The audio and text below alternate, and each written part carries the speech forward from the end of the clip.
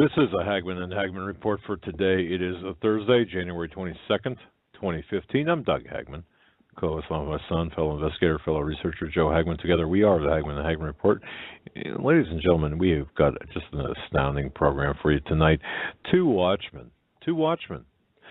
Steve Quayle from stevequayle.com and Nathan Liel from watchmanscry.com will be joining us here momentarily. I want to just thank everyone for tuning in to the show tonight. Thank you for listening. We appreciate everyone who is deliberately tuning us in and listening on purpose, shall we say. For the new listeners, thank you so much for checking in. We broadcast live each and every weeknight from 8 to 11 p.m. Eastern. You can find us on our home base is hagmanandhagman.com. Please spread the word. We also have a social networking sites, both Facebook and Twitter, associated with that with our website. So spread the word and have people tune in. We'd really appreciate that. We want to thank everyone for joining us tonight, and thank you for your belief and your continued trust in us as we walk through this just virtual minefield of current events and historical issues together. Now, hopefully tonight I won't be clicking or bouncing or tapping or whatever that is. It's not an easy fix, believe it or not. It was a loose cable or is a loose cable. It drove me nuts trying to find the where that was coming from. Yeah. Every little movement seemed to trigger this little tapping sound, but it appears that sound is gone, and hopefully. We thank the listeners. Let us know, the ones who were hearing it. Let us know if you still hear it or not. With that, tonight we do have both our guests on, Steve Quayle from stevequayle.com and Nathan Liel from Watchman's Cry. I'm going to turn it over to Steve first. Steve, welcome to the show tonight. Well, thank you so much, Joe. It's kind of a mixed emotions that we do tonight because, again, Nathan and I were on the show, and he'll bring it up. I think it was in 2011, 2012 when the word of the Lord came to Nathan and came to me in two different parts of the world at the same time, pretty much. But tonight, before we even go to the... Okay, are we both on? Yes. Okay. Tonight, before we go, I think we need to put the Watchman into a biblical context because, quite candidly, Doug, Joe, Nathan, very few people understand that it's a specific ministry by the living God to warn his people to basically, it's a call to repentance. It's a call for God declaring that he's not going to do anything or let anything happen before he's told his people, get set, it's going to happen. So with that, I'm going to open up with Ezekiel 33, and then I'm going to turn it over to Nathan, and we'll just go as the Spirit of God leads us. And by the way, I want to thank every intercessor who's emailed me tonight, those of you who have been in intercession prayer for tonight, Susan York and the whole congregation, God bless you guys, all of our specific intercessors out there. I want to send a special greeting to the people in South Africa, Doug, Joe, and Nathan that pray for us. I want to send a special greeting to Australia, New Zealand, all of the people that tune in because they're looking for a touch of reality, and only God can speak through his people. So let's do this tonight. We'll go to Ezekiel 33. Again, the word of the Lord came unto me, saying, Son of man, speak to the children of thy people, and say unto them, when I bring the sword upon a land, if the people land take a man of their coast and set him for their watchman, if when he seeth the sword come upon the land, he blows the trumpet and warn the people, then whosoever heareth the sound of the trumpet and taketh not warning, if the sword come and take him away, his blood shall be upon his own head. He heard the sound of the trumpet and took not warning. His blood shall be upon him, but he that taketh warning shall deliver his soul. I want to comment on that. He heard the sound of the trumpet and took not warning. He did nothing. His blood shall be upon him. But if the watchman sees the sword come and blows not the trumpet, and the people be not warned if the sword come and take any person from among them, he is taken away in his iniquity, but his blood will I require at the watchman's hand. So thou, O son of man, I have set thee as a watchman upon the house of Israel. Therefore thou shalt hear the word at my mouth and warn them from me. Again, with the calling of a watchman comes the explicit declaration from Ezekiel 33 that God himself speaks to the watchman. When I say unto the wicked, O wicked man, thou shalt surely die, if thou dost not speak to warn the wicked from his way, that wicked man shall die in his iniquity, but his blood will I require at thine hand. Nevertheless, if you warn the wicked of his way to turn from it, and he does not turn from his way, he shall die in his iniquity, but thou hast delivered thy soul. Therefore thou, O son of man, speak unto the house of Israel, thus ye speak, saying, if our transgressions and our sins be upon us, and we pine away in them, how should we then live? Say unto them, as I live, saith the Lord God, I have no pleasure in the death of the wicked, but that the wicked would turn from his way and live. Turn ye from your evil ways, for why will ye die, O house of Israel? Therefore, son of man, say unto the children of thy people, the righteousness of the righteous shall not deliver him in the day of his transgression. As for the wickedness of the wicked, he shall not fall thereby in the day that he turneth from his wickedness. Neither shall the righteous be able to live for his righteousness in the day that he sinneth. It's talking about when the righteous turn away. That's a powerful statement. When I say to the righteous that he shall surely live, if he trust to his own righteousness and commit iniquity, all his righteousness shall not be remembered, but for his iniquity that he hath committed, he shall die for it. Again, when I say unto the wicked, thou shalt surely die, if he turn from his sin and do that which is lawful and right, if the wicked restore the pledge, give again that which he has robbed, walk in the statutes of life without committing iniquity, he shall surely live, he shall not die. None of his sins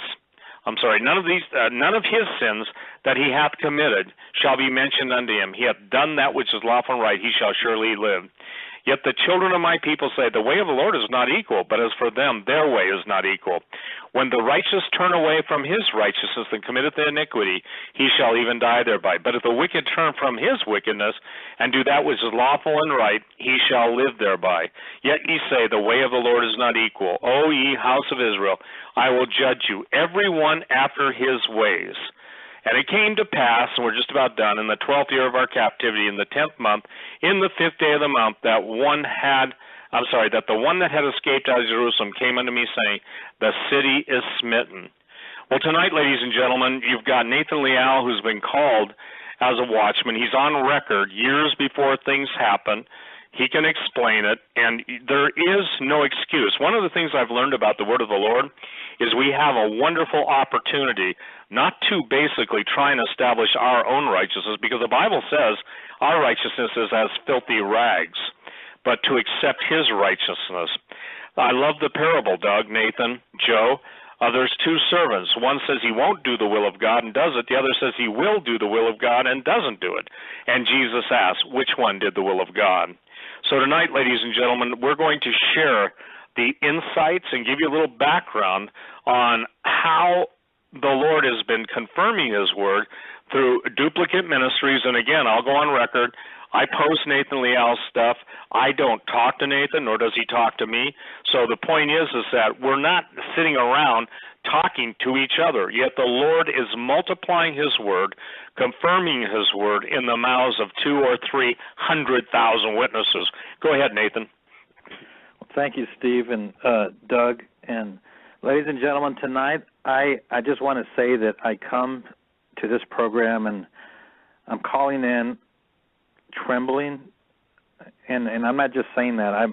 My spirit is trembling tonight because I've been seeking God over the last few weeks over some things he's been showing me, and it seems like the images and glimpses and visions and warnings that he's sending are multiplying. They're occurring quicker in frequency, and as I compare them to the Scriptures and I look to confirm in the Scriptures, I am finding over and over that we are living in a very unique period of time. God is showing right now, and Doug and Joe, I just want to thank you guys for all the work that you do. God is showing all of us that sudden destruction is upon us. And I also wanted to start out with a scripture that's been on my heart for the last few days, and it's in Psalms chapter 2.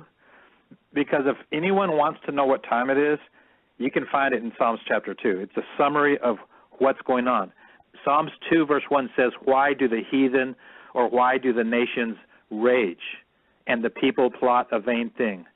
The kings of the earth set themselves and the rulers take counsel together against the Lord and against his anointed, his Christ, saying, Let us break their bonds in pieces and cast their cords from us. Right now we are watching this thing take place. We are watching the nations of earth. We are watching the leadership of this planet plot their supposed paradise, their nirvana, their new age of Aquarius, to bring upon the earth their new paradise, and it's going to be in vain, because verse 1 says, why do they rage? That word for rage means a tumult. It means to be in chaos. It means to be confused and to try to do something that's not going to survive, that's not going to succeed. Tumult also means a general outbreak of riot, uprising, disorder, and I want to focus on that, disorder. So why do the nations rage, or in other words, why are they in disorder? Here's what's funny, Steve and Doug and Joe. The New World Order thinks they're going to succeed, and they believe that they're going to be able to through the power of man and their own devices, come up with their new way of government and have this new transhuman way of living, and they believe it's going to be orderly, but the Bible says right here in Psalms 2:1, they're not going to be in order. They're raging. It's going to be disorder, and it's all in vain, because God is going to show up, and he's going to break the kingdoms of this earth into pieces, and that's stated in verse 8. Ask of me, I will give you the nations for your inheritance. This is the Father talking to Jesus. And the ends of the earth for your possession. That's approaching, ladies and gentlemen. God is setting all of these things up because he is coming soon, and he's going to show up in the clouds, and he's going to split the eastern sky, and when he does, he's going to set things right, and he's going to destroy the vain plans of man. And he's going to dash the pieces like the potter's vessel. That's the vision that Daniel shows us in Daniel chapter 2, when Nebuchadnezzar saw the statue and the rock came down, the mountain destroyed and crushed the statue. God is about to crush this world, but before that happens, a lot of other things are going to happen, and that's where we are right now. So God is raising up voices, and he's trying to awaken his people. He's trying to sound the alarm. He's trying to blow the trumpet, and he is doing that through his messengers. And I thank God that Steve is alive for this period of time, and Doug and Joe, that you're here to do this, and that I'm humbled that I have the opportunity to be a part of this. But it comes with a great challenge, because God has been warning that a major war is coming to the United States for years. Wilkerson, Dimitri, Steve, you've been at this for a long, long time. Why? Why did God do that? Because it's God's nature to warn his people first, because he has compassion for his people, and he wants them to be ready when things erupt. Just last night, I had a dream. I was in a grade school. This just happened a few hours ago, early this morning. I was in a grade school, and I was in the halls of this school, and I looked out the windows of this school, and I saw a tornado approaching, and I started to tremble and panic, and I started banging on every one of the doors. School was in session. It was a grade school, and I opened the door, and I screamed to the teachers, a tornado's coming, hide your students. And the teachers just looked at me like, huh, what? And I went to the next door in the hall, and I did the same thing, and I kept running down the hall, and Steve and Doug and Joe, it was amazing. There was no response. It was like, what are you talking about? And that's exactly what's going on right now. We are trying to warn. We're banging on the doors of people's hearts, and they're just looking, and they're not paying attention. But over the years, God has raised up a lot of voices, and when God raises up voices, he equips many of them with spiritual and prophetic gifts. The prophetic gifts manifest in several forms, including prophetic dreams and visions and words of prophecy. And we've talked about a lot of that in previous shows, Doug. I have explained in detail how that works. So I don't want to take too long justifying the prophetic gift. My purpose on today's program is to share some very important information that everybody needs to hear. It's not to entertain you, ladies and gentlemen, but instead it's to notify everyone who has the ear to hear. Key word, key term, key phrase. If you have the ears to hear, this message is for you. Now, ladies and gentlemen, we are living in a very unique period in history. We are in the final lapse of Western civilization. The hourglass of time has a limited number of grains, and most of them have made it through the choke point of God's restraints. So today on this program, I'm going to share some very important information, and it's vital that God's people, and by the way, you know who you are, it's vital that God's people consider everything they hear on this program and take it to prayer. Another key, very important point. I'm going to share several prophetic warnings that God has given me. Some of them are recent, and I've not talked about them, but tonight I will. And these warnings have to do with war coming to our shores here in the United States. Now, folks, please hear me. I'm not talking about battles taking place over there. I'm talking about battles taking place here. I'm talking about war coming to our shores. And I don't know any other way to say it than to say that war, it's on the horizon. And the war that's coming is going to involve every one of us. All of us are going to be affected in one way or another. If you're old, if you're elderly, if you're a senior, it's going to affect you. If you're middle-aged, same thing. If you're married, you have a family, it's going to affect your family. And it's also, this is the sad part, it's going to affect your children. God has shown me this over and over. And for those of you that are able-bodied, the war may even affect you through first-hand involvement, meaning that some of you who are listening may be drafted, and folks, I'm serious when I say this, drafted to serve, or you will have loved ones who are going to be drafted to serve. Now, in this program, I'm going to give as much detail as I can about these things. If I'm not able to finish, I'm going to continue the information in an upcoming News from the Wall program, and these programs are available at my website, watchmanscry.com. I believe you have a link, Doug. So today I asked Steve for his help because he brings a lot of knowledge to the table, including the spiritual and the physical. Steve has a lot to contribute from the intel side of the coin, and I also wanted to have him bear witness from the prophetic point of view because he understands these gifts and he does not take them lightly. So, Steve and Doug, I just want to thank you for coming together and giving me this opportunity. No problem, Nathan. We really appreciate it. Now, over the years, this ministry has tallied many hours on the wall. And to do that is not easy, but God's job description is not supposed to be easy. God's job description requires fervency and determination, and it requires recruits who don't give up. And by the way, I just wanted to point out that Psalms 2 is a prophecy about the return of Christ, and Psalms 2 has a sister chapter in the Psalms, and it's located in Psalms 110, and it's about the same thing, but there's an interesting passage that's in there that describes the watchman, because it says in verse 1, Psalms 110, verse 1, the Lord said to my Lord, to Christ, sit at my hand till I make your enemies your footstool. The Lord shall send the rod of your strength out of Zion, rule in the midst of your enemies. And then verse 2 says it right here, your people shall be volunteers in the day of your power. That's right now. So Doug and Joe, we are the volunteers. Steve, you are a volunteer. You've been at this thing, and I believe that you've been at this long enough to prove that you don't give up. And Doug and Joe, you've also proved it. I've been at this thing for 8 years, and I'm staying on the wall until God tells me otherwise, which I believe will be when he says, Nathan, it's time to come home. So for those of you that are listening who wonder what it's like being a watchman, let me say this, and Steve and Doug, I would like your comment after this. It's not easy being a watchman because the fiery darts never stop trying to knock us off the wall. But with God's help and his protection, we're still up here. The job is not glorious. It wears you out. It takes a toll on your body. It drains the soul. It keeps you awake at night, and at times it may even cause you to battle through doubt and discouragement. That's me, at least. But on the bright note, it causes me to spend a lot of time crying out to God and talking to him and pleading with him to find his remedy and strength and direction. Sometimes the prayers that I send up are simple, and sometimes they're cries of desperation as I ask him to block the projectiles and the flaming darts. Ladies and gentlemen, I talk to God a lot, and when you're all alone and you're up on a wall, there's no one else to talk to, so that's all you can do. Now, Doug, Joe, Steve, it's amazing that the blistering projectiles, they come in so many forms, and I've noticed that they come in two main categories. And I want to mention this, and then I want your take on it. I'm noticing that the fiery darts, they can come from enemies of the warning message, and I notice that they range from poisonous arrows of unbelief, mocking, scoffing, and ridicule, and these usually come from individuals who are not walking in spiritual victory. They suffer, and it's obvious they do when you read their emails and you listen to them. They suffer from a variety of spiritual ailments, and they usually work alone. And many times I've found that they are people who have been beaten up by Satan and life and circumstances, and instead of finding forgiveness and strength in God, they project their pain and they beat up on the brethren, the watchmen. Now, that's one group. But then there's another category, and these ones are more, in my opinion, devilish and evil.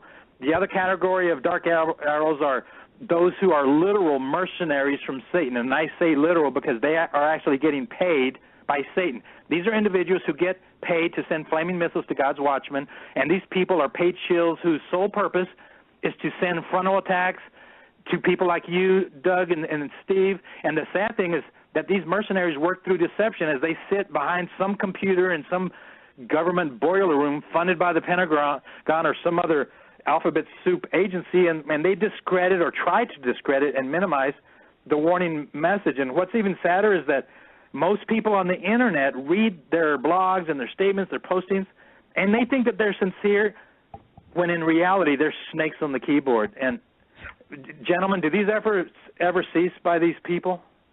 No, and you know what, Nathan, Steve and I had talked about this earlier today. In the past couple of days, we could write a flippin' book on the recent attacks of all kinds that have just exponentially increased over the last several months, several weeks, and several days. It is nonstop, and these people, the categories that you gave are absolutely correct. But I think that there are other lone wolf type of attackers who who are commiserate in their misery, in their whatever it is. And I've never seen anything like this before, ever, with the intensity of this. And really, that's all I've got to say. But Nathan, you're absolutely right. And Steve, go ahead, man. Well, I think what we're seeing is basically the gathering together. We're seeing God's people gathering. He himself, I remember, Doug, 2 years ago, and Nathan, I think you had a similar word either 2 or 3 years ago, that God is basically setting his sheep on his right hand, the goats on the left, okay? And what's happening right now, and I asked the Lord that because I said, Lord, why is it that the people that claim to be brethren or disavow you and I as brethren, why is it, Lord, they hide behind false names? We'll deal with that at some point in the future. Why is it that the people will believe them who aren't out on the front lines, who are pretty much, who we are? We don't hide behind pseudonyms. We don't hide behind fake identities and fake names and try and mask our issues. We're right out there. So the bottom line is that what Nathan just detailed is critical. And here's, I think, the hardest thing. The hardest thing comes down to jealousy and envy. Doug, I don't know, Nathan, if you ever heard that, but one of the night we were talking, I think Pastor Langford was on too, and the bottom line in the whole warning was, and I had prayed, and I had said, Lord, why is it I have to fight the devil? And I'll be honest with you, I won't use that word, I was extremely angry. I have to fight those who claim to be your people. I have to fight the devil, the hosts of hell, and I have to basically be like a top with my sword in all directions. And simply the Lord said, what makes you think they're my people, Steve? I love it when God gets my attention, okay?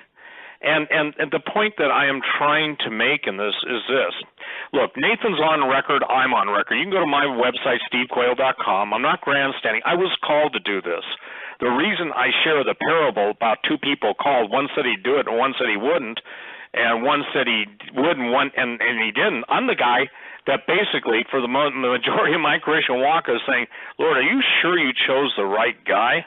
And so in this, okay, we share our hearts, and whenever Nathan opens up his heart, obviously there are people that want to pretend they're Aztec priests and tear it out of his chest while it still beats, And basically, I think it was one of the ladies, Doug, and I'm not sure, I'll try and hide it, but she basically sent me a pretty interesting statement. She said there are professional murmurers. And that made sense because I had a literally a vision, I don't know, if you will, a daylight vision of the earth opening up and swallowing up people straight down into hell. And someone said, well, that isn't God. Yeah, it is. It's in the Bible. It happened to Moses. And it's like this. I think, Nathan, the reason that God lets these people pack together is because like attracts like. And those who don't want to be part of that world obviously will not be part of that world. Those who choose to join that world will suffer the same fate. That's not a curse. That's a reality. I want to give you a word that I was given, and you've heard it, and I think it's important. No word of the Lord spoken by a man of God is ever received by the people of God at the time it is given by the man of God. Remember when I said that? Oh, yeah. No word of God spoken by a man of God is ever received by the people of God at the time it is given by the man of God. Oh, yeah. Until Nathan started prophesying, there were very few people out there 23 years ago that were talking about Russia and about China especially. China was not even in the forefront. And as someone who studied Russian war policy, I can tell you this, China was built up by the New World Order to basically bring about judgment. And God let it happen because we are now a wicked nation. And I want to share tonight, and the first thing I want to share is this. The Lord has said, your country is lost. Pray for my people. When something is lost, everyone will want to say, well, we're going to do this, we're going to pray, we're going to do this, we're going to pray. You voted, you said, oh, God, let us have the right man. The right man's been standing before you all through eternity. His name is Jesus. People say, separation of church and state, yet they wholeheartedly embrace murderous Islam. There's not one outcry from the major networks, and if there is, they're shut up immediately. Yet again, it's a tragedy. It's a tragedy that millions, and it's now going into the millions of our brethren, are murdered. They're crucified. They're beheaded. They're disemboweled. They're chopped up and sold for meat in the market. Their throats are slit. Every form of horrible demonic debauchery is against them. Yet, with very few exceptions, and this show is one of them, there's very few people talking about it. But Nathan and my message is the same, independent of each other. And as Nathan said, I think you said, Nathan, you started 8 years ago. The message I started on talk radio is not the same as everyone else was talking in talk radio. It's very tough for people who live in the now to see the future. It's even tougher that the future is now to accept it. So given the fact, that we're at this point in the future, I want to say again, I'm going to turn right back to you, Nathan, your country is lost. I have stated so many times, and when I get tired of stating it, and I go to the Lord, he says, tell them again. And I said, but Lord, they won't listen. He said, tell them again. But Lord, they won't listen. Tell them, Steve. And then obviously the final statement is, if you love me, feed my sheep. And you've all heard my statement on that. Lord, do their teeth and fangs have to be so sharp? So, Nathan, we're now in the time period where what you have spoken about, what you have prophesied, what you have shared your dreams with and about, or shared your dreams, the dreams you have had about what's coming, you've shared them with the Hagman listening audience. The point is, we're there. And see, that's the hardest thing, I think, for anybody to reference, Doug, Joe, and Nathan, is we're there now. Our country is lost. I love the United States of America that was. I love the America that walked and honored the living God.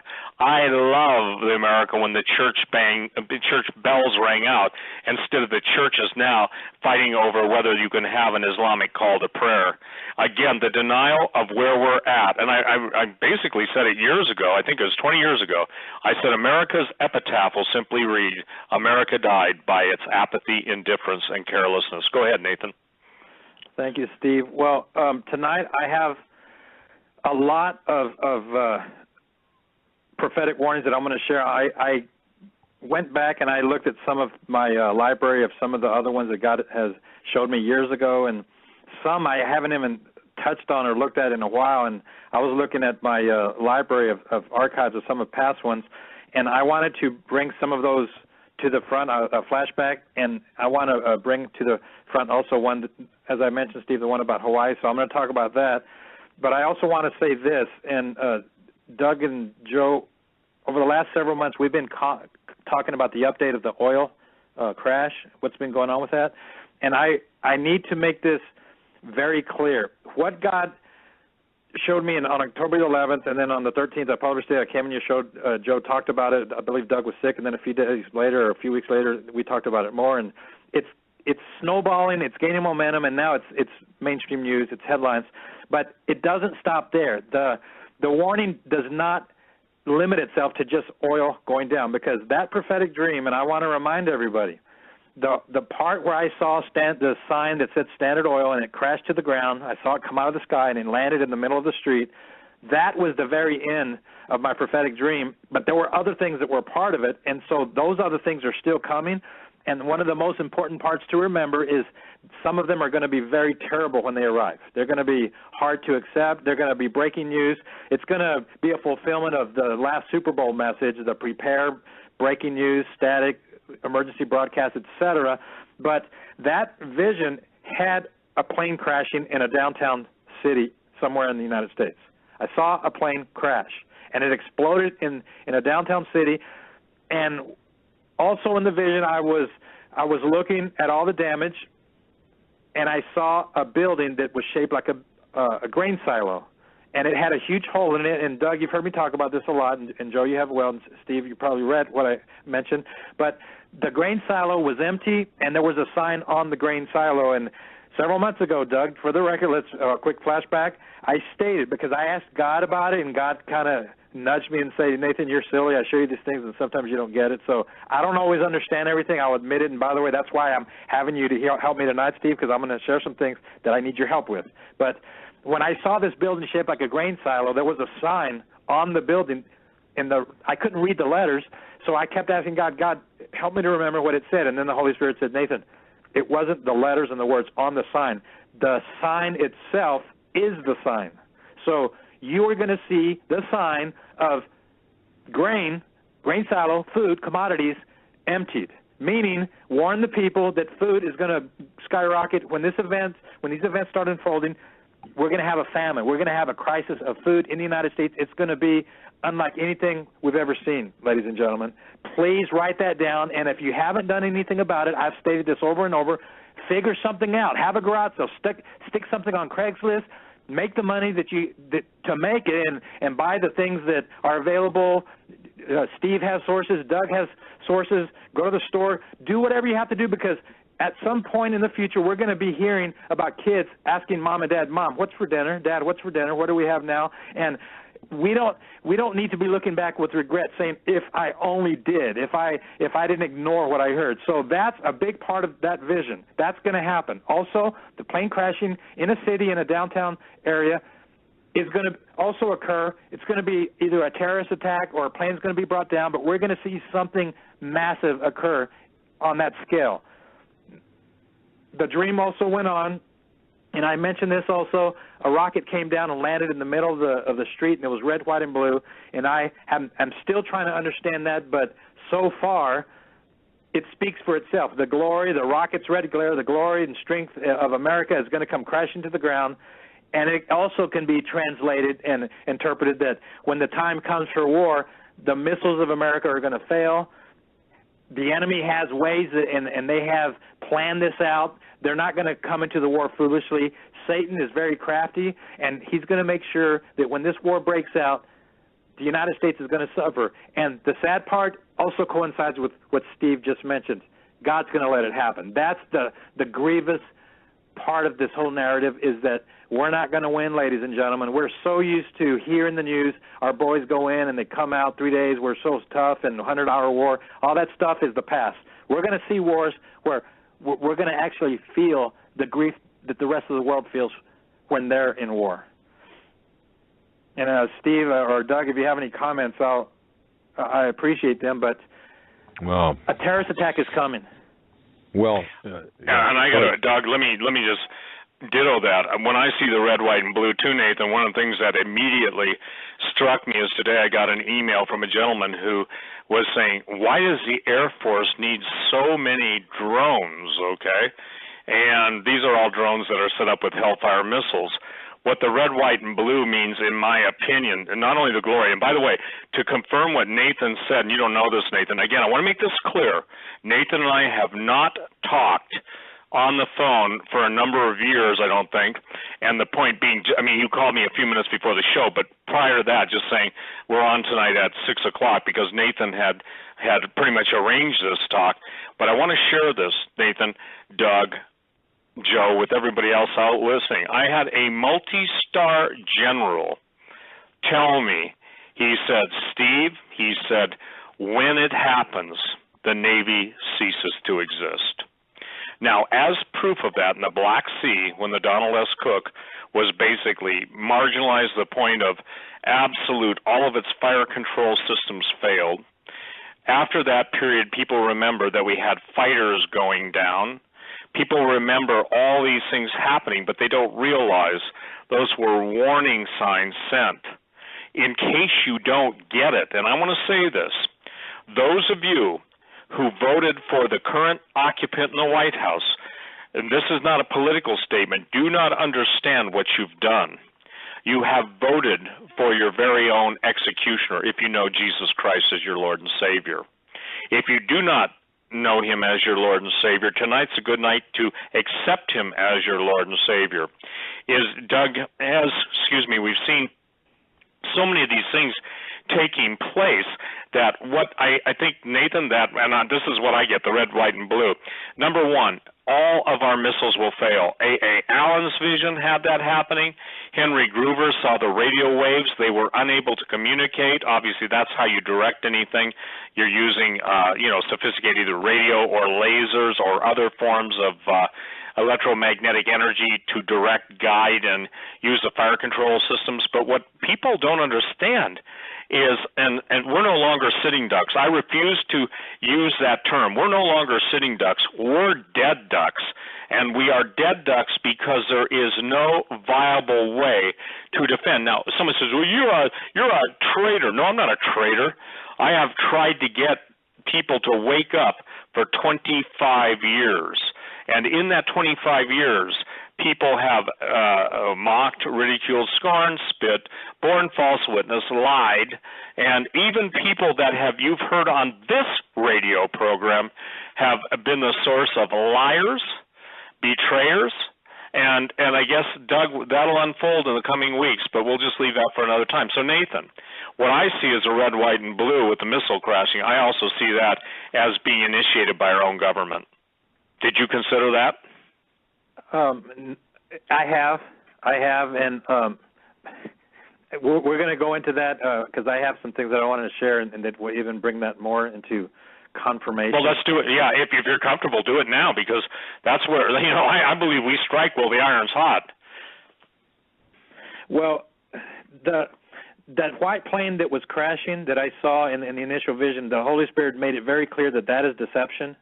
It's going to be in front of everybody. It appears as, and they'll label it and blame it on someone, but the truth is it's going to be a deception, and we have seen that's the modus operandi for our government for years, and that's what Hitler did when he burned their parliament building. We're going to see that take place here, and it's going to galvanize Americans, and all the patriots are going to whoop and want to sign me up, let's go take care of business, etc.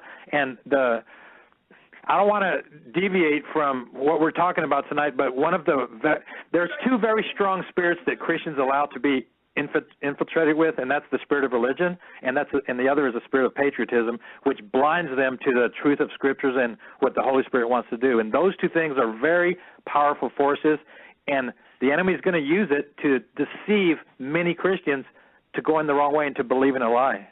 So the false flag, that white plane that I saw crash, represents a false flag, but it's also going to take place in the physical. Now, you mentioned what the general told you, Steve, about the Navy's going to not exist anymore. Yep. I'm humored. Well, I don't know if humor is the right word, but I find myself just a wide range of emotions when I am scouring the internet, when I'm doing research, and I read the comments to a lot of articles about what's going on, mainstream news, and it's amazing that so many people are knuckleheads, where they still live in 1985. They think it's Ronald Reagan and the defense budget, it makes us the strongest superpower in the world, and they quote those same sorts of things, and then they get into arguments with their comments, and they get mad at anyone else who would insinuate that America has big holes in her armor and chinks in her armor, because they cannot believe that they say Russia has DOS on their computers. They're backwards of 30 years ago. They don't have any strength. They're nobodies. And they don't understand that, well, partially the reason that they are going to win is because God is behind it. He's going to let them win. When God allowed Babylon to defeat Israel and invade Jerusalem, he gave them the know-how. He gave them the military strength. He gave them the defense budget. Even though they were enemies and they were pagans, etc., God still used them as a tool to judge his people. And that's the same thing with Russia. Even though they're backwards, and if people still believe that they're 20 years in the past, God is still, and that's the biggest part, ladies and gentlemen, God is going to make sure that this judgment is complete. Because when we look over and over at the narrative of America's moral fiber and America's spiritual hunger, we are seeing a huge, huge gap. America is failing. America is falling behind in so many areas, not just in intellect and education and finance and strength with money. The worst part is we're falling behind with our love toward God and our fear of God, and that's the number one reason, ladies and gentlemen, that we're in trouble. So when we look at how can they pull this off, how could Russia do this? Well, they have, Steve, you were talking about the woodpecker thing how long ago? You were talking about HARP how long ago, and the Tesla technology they had how long ago? And they've had how long to perfect this thing? It's going to all come forth, and America is going to be dumbfounded when they see the missiles drop out of the sky, when they see the missile dome fail and the missile batteries fail and the relays fail and our technology fail. America is not going to know how to respond. It's going to shock Absolutely. Absolutely. The scripture says, some men trust in chariots and some men trust in horses, but we will trust in the name of the Lord. I'm paraphrasing that. And the bottom line is that we are now faced for the first time with two front wars. That's the other thing the general said.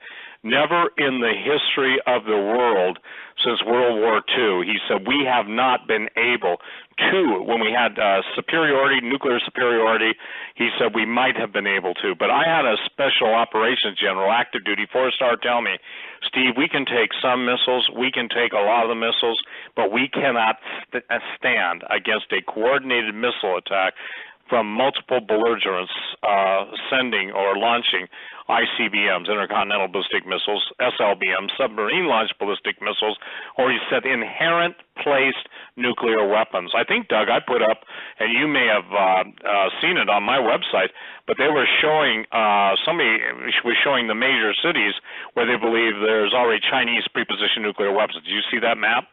I did, and that was like the second or third incarnation of that map I've seen. But go ahead, sir. Right. So here's the thing. What Nathan is saying is true. We have been given over into the hand of our enemies. Years ago, I gave a prophecy. I may share it later in the show, but basically, God said to the Pentagon, "I am against you and your plans to destroy my people." Do you remember that, Doug? That's 4 or 5 years old now. Immediately when I gave that, Nathan, I got banned from the Pentagon and a lot of military bases, etc. You know, my website is banned in a lot of places. But the point being is what you just said. I have to echo that because I saw the complete destruction. And this is what people don't understand. You know, I'll get so many people saying, "Hey, don't you know that Babylon is in Iraq?" Don't you know that there's a mystery Babylon? Don't you know that there's an economic Babylon? Don't you know that Jesus referred to Jerusalem as being Babylon? So there's a religious Babylon. There's an economic Babylon. And the point being is Babylon is fallen. So when you see all of these things coming against us, look, there's no cohesiveness in this land. I mean, when you have the State of the Union address basically bragging about everything that's an abomination to God, when you've got the entities celebrating 42 years of abortion, 56 million people slaughtered, little children slaughtered, when you have the affront towards the holy God and the absolute showing his shoes on the desktop of the presidential death. By the way, people don't understand. When you see that, that's the same thing as flipping you the bird, okay? That's the same thing as using certain languages, very expressive and in the world of Islam, that's the worst thing you can do. Obviously, throwing shoes is not a good thing, but the point is when you show the sole of your shoe, you're flipping the people off. So in retrospect, God gives wicked nations wicked rulers. He brings wickeder nations to judge the wicked nation, and then when the wickeder nation has judged a wicked nation, God judges the wickeder nation. And this is something that's happening right before our eyes, the advances. And listen, I tell people this, unless you understand the Chinese dynasties that go back 2,500 years before the birth of Jesus, and unless you understand the advances that the Chinese made thousands of years ago, then you don't have a clue as to what they're capable of and what they've done. Now, I'm not praising them from the standpoint of saying, goody, they're all coming to kill us with great success. But what I'm saying that we're trying to provoke people to understand that our ark is Jesus Christ, okay? That our entry path into that ark to board that boarding plank is repentance. Turning away from our sins and basically embracing God's marvelous offer of forgiveness. That's the e-ticket out of all the things that are coming. And I don't mean escape. I mean the entry ticket onto the ark. So again, Nathan, what you're saying and I'm saying is so correlating to the point of that coming from different sources, and now it's all over. I remember when very few people had prophesied. Scripture says in 1 Corinthians, let the prophets speak and the other prophets judge. Now you got, dime a dozen prophets, but they're always after the fact. I remember this, and it's funny because, again, the people that criticize have nothing to show for their lives. I ask them the same question. How many people have you led to the Lord? How many people have you fed? What have you done for the kingdom of God? When you stand before Jesus and you're professing self-righteousness, saying that if any ministry doesn't meet your criteria and telling them to retire and God's called them, who do you think you are, Mr. Minister? The point being is that what we've done now is allowed the enemy to turn our swords on each other, and therefore the mockery and the absolute ineffectiveness of most of Christendom has now become complete.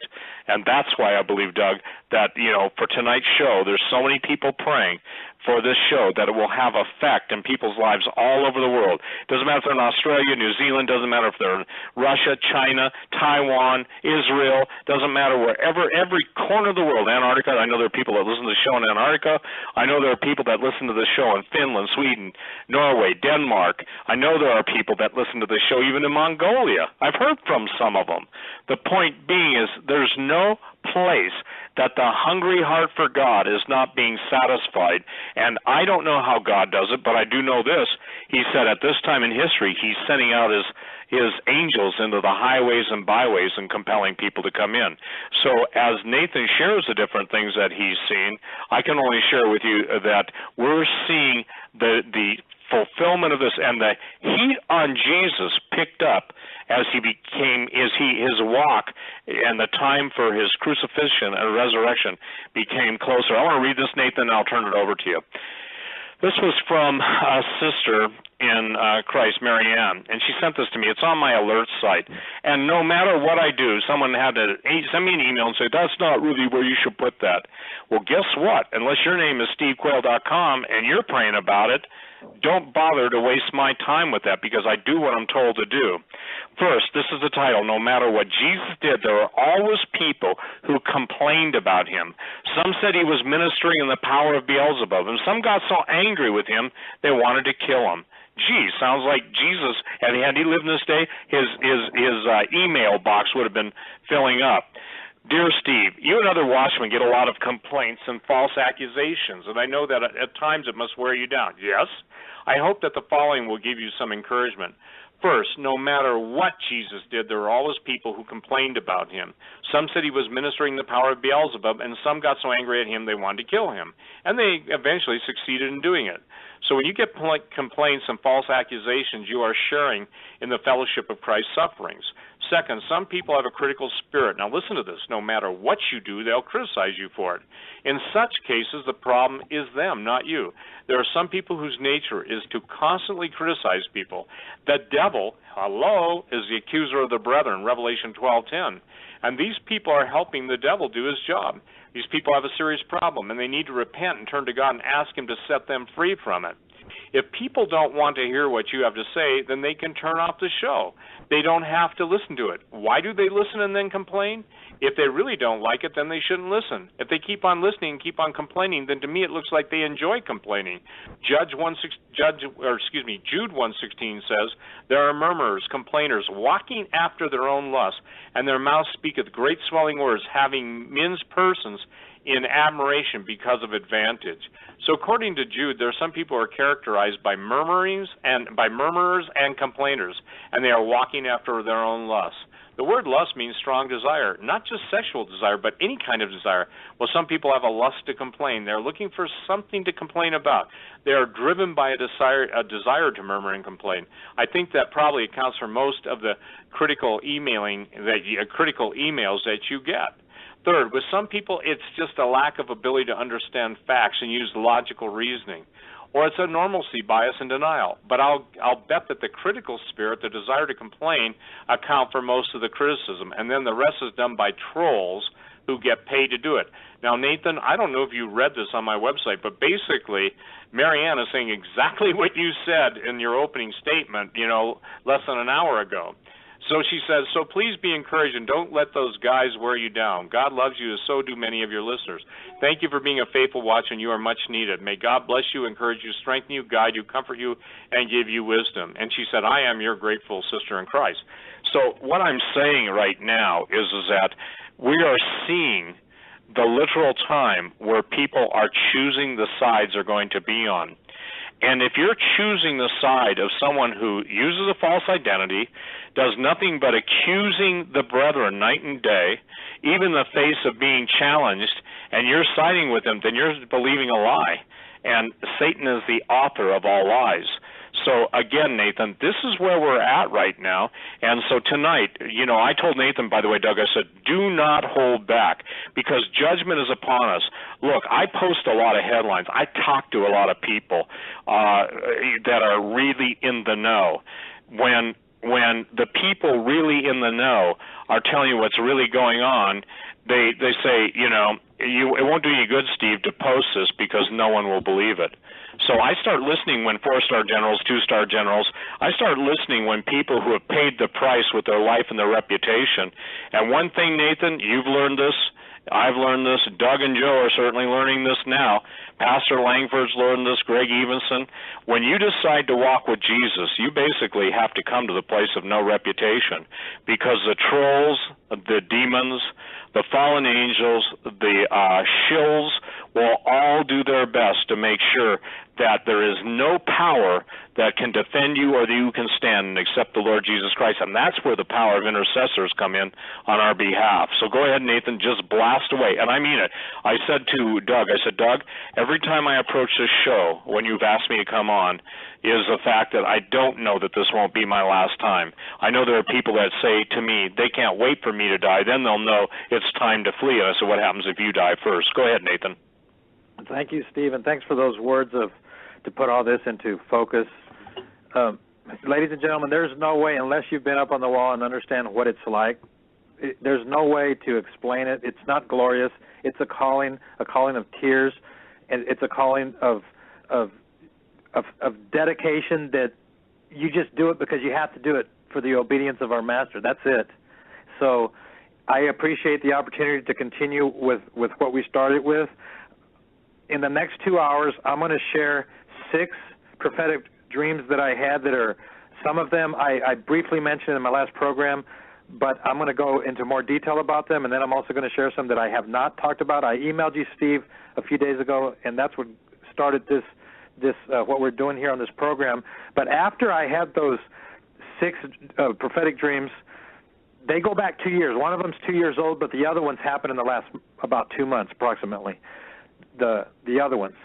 After I had them, I was seeking God. I was praying. I said, God, help me to understand this. Show me, open my eyes, and tell me if what looks to be the truth is true. Because, Steve, right, we want to make sure. We don't just play with this thing. We don't play with this gift. It has to be sure because we treat this gift with trembling. So I was asking him, I said, God, show me. And while I was seeking him, this is a few days ago, God showed me a vision. And I was on my knees. My face was in the ground. I had the Bible in front of me.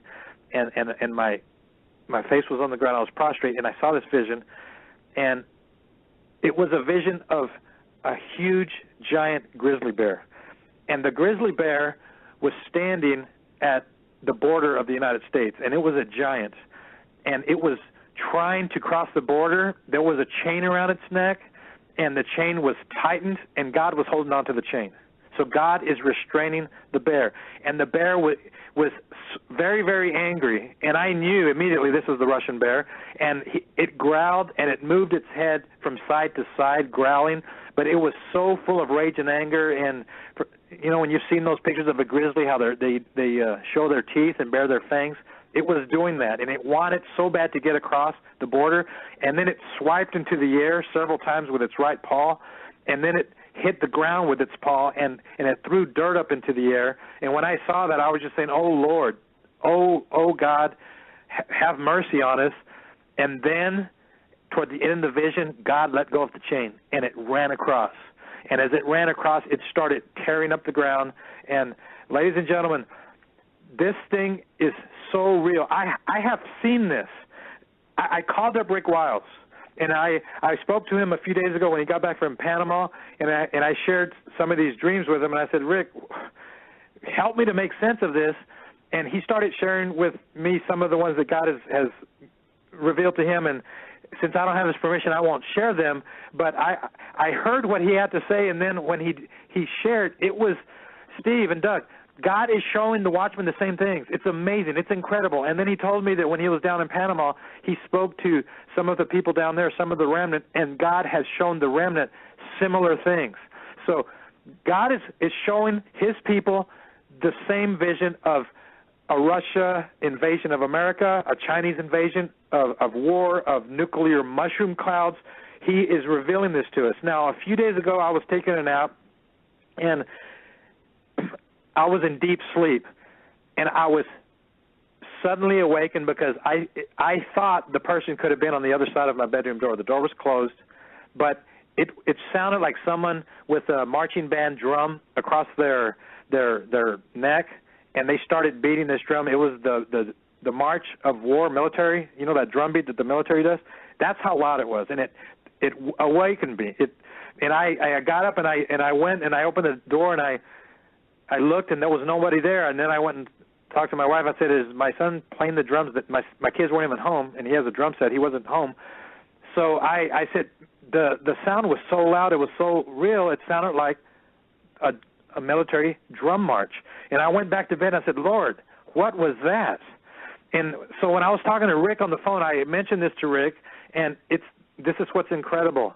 Now, I want to share this part. I don't think he'll mind on this part, but in one of the prophetic dreams God gave him, he also saw the drums of war. He saw military people marching, playing the drums of war, and he saw that in his prophetic dream. I heard the drums of war, and they awakened me. I said, Rick, what is the Holy Spirit saying? And Rick said, Nathan, when God was warning Jeremiah, Jeremiah talks about hearing the hooves of the horses of the Babylonian army. He could hear them coming. So, ladies and gentlemen, when God has a watchman on the wall, it is so real. The images are so real. The glimpses are so real. They bring us to trembling. They bring us to tears when we see them beforehand. And, Steve, I don't know any way to describe the images that I have seen other than that they are going to be so defying to logic. When human beings see, when Americans see what's coming, and when they with their own eyes see what's coming, their mouths will gasp open. Their hearts will fail them, because God is going to put sights in front of the eyes of Americans that they won't be able to deal with. That is coming, ladies and gentlemen. So I cannot stress and say enough how important this message is. We are at the very, very edges of these events. The hooves of the horses of the invading armies are being shoed right now. They are being prepared. The swords are being sharpened. They are filling their mags up. The ballistics are getting all together. The submarines are filling up with fuel. The planes are fueling up. This thing is so close that it can happen at a moment's notice. That's how close we are. And, Steve, the urgency that you portray on your programs and when you speak, and, Doug, the urgency that you feel is the same urgency that God is showing those that have the ears to hear. And I'll stop with that. I see what time it is. Yeah, at the top of the hour. Absolutely. Good timing on that, by the way, Nathan. Thank you so much. And folks, if you're just joining us right now, we've got Steve Quayle from stevequayle.com, Nathan Liel, watchmanscry.com, both linked off of Hagmann and Hagmann.com. I want to thank each and every one of you for joining us tonight. And welcome back, ladies and gentlemen, to this Thursday, January 22nd edition of the Hagmann and Hagmann Report. We're joined with Steve Quayle from stevequayle.com and Nathan Liel. His website is watchmanscry.com. We're talking about the changes of 2015 and the geopolitical strategies and the powers behind these strategies and who will emerge, what will happen, and how we're sifting this through prophetically from the words Nathan is getting and from what Steve also is getting in past, present, and into the future. With that, Nathan, I'm going to turn it over to you to pick up where you left off in hour number 1. Thank you, gentlemen. Now I'm going to start speaking about recent prophetic dreams and some of the ones that I've had in the past. I'm going to flashback on some of them, and Steve, I wanted to ask you for your comments. So let's just get started. Now, to begin, Doug, do you have a link to my website on your page? Because I put up my notes that people can click on, or, ladies and gentlemen, if you go to watchmanscry.com, there's a link to the program, and it says program notes and audio link, and if you click on that. Yeah, Nathan, I'm sorry to interrupt, but yeah, we do have a link. It's embedded in the article itself of promoting tonight's show, as well as under the Circle of Trust. Your banner is up there. Either way, it'll take you directly to your page. So go ahead, sir. Okay. So on my index page, as I regularly do, Doug, I have a link. It says program notes. So, ladies and gentlemen, if you click on that, you go on the home page, click on the notes, it'll bring up some of the topics that we have touched on tonight and the prophetic dreams that I'm about to mention and some of the future ones. Also, during the break, I uploaded a repost of some notes that I had from a previous program when I was on with you, Doug, regarding the technology that Russia has. And for those of you that are familiar with this, you might have read it, but I did it for those that maybe have not been exposed to it. And, Steve, this will also confirm what you were talking about, because a lot of people ask the question, how can Russia win? How are they able to win? So I have some actual information there. It's not just hearsay.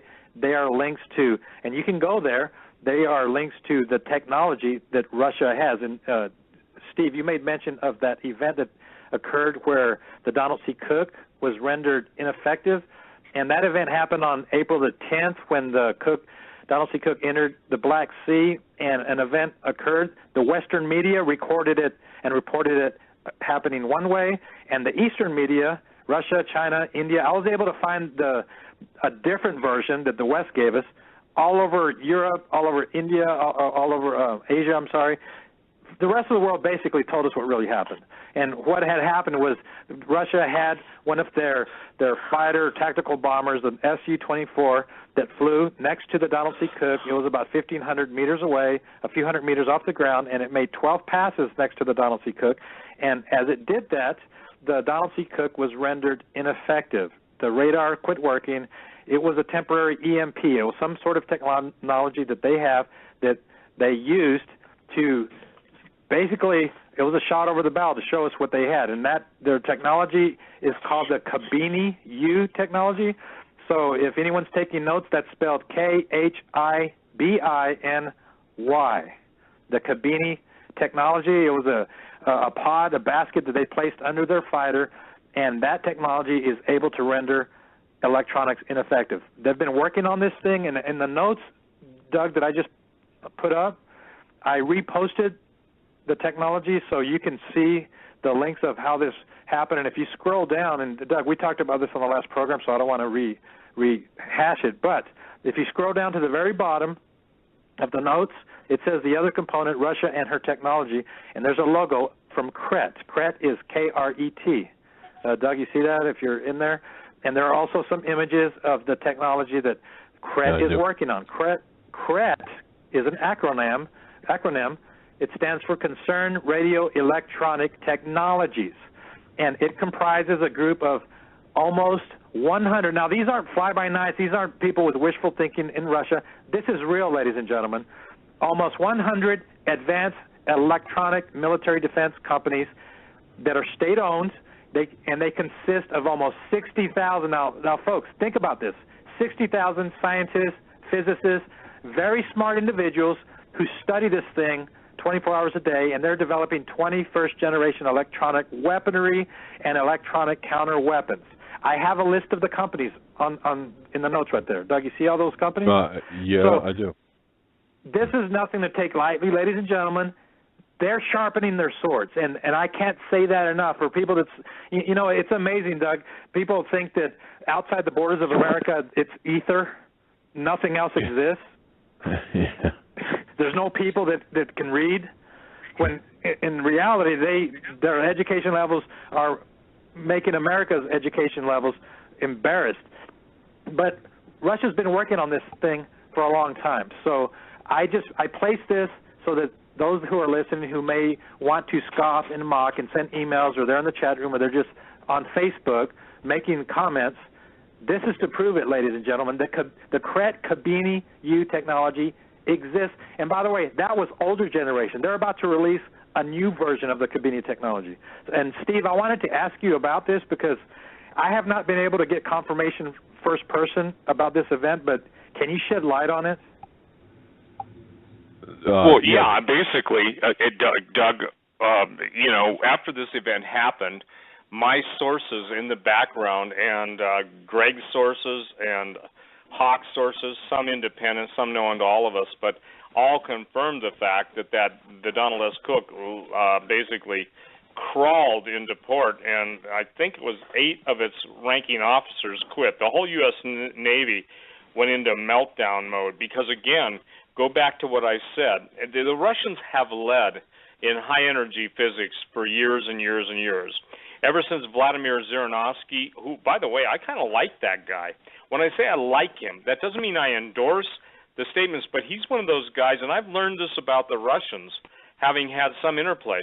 They will tell you what's going to happen, okay? They're being blunt. And by the way, Nathan, I don't know if you know this, but Putin's direct statement on the bear, the vision that God gave you is this: Putin, whoever wants to kill the Russian bear will fail. I don't know if you saw that article.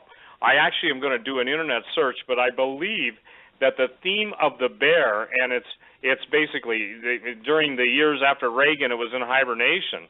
But I personally have seen grizzlies. Obviously, I live in Montana, and I've been, under a car at the West Yellowstone trash dump with a grizzly paw at it. So, I've seen grizzly claws up close, thank God. Those were my crazy days as youth. But the point being is that we are now seeing the direct warning. Vladimir Zhirinovsky, excuse me, finally getting over this thing, I think. Vladimir Zhirinovsky was talking about the ellipton, E-L-I-P-T-O-N, and even made the statement, if they wanted to, they could send a surge of energy through the Earth's core and basically destroy any place on the planet within a matter of minutes.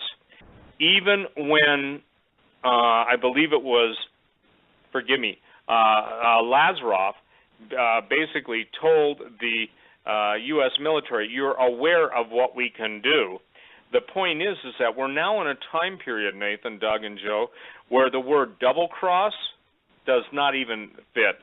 Triple cross does not even fit. Quadruple cross does not even fit.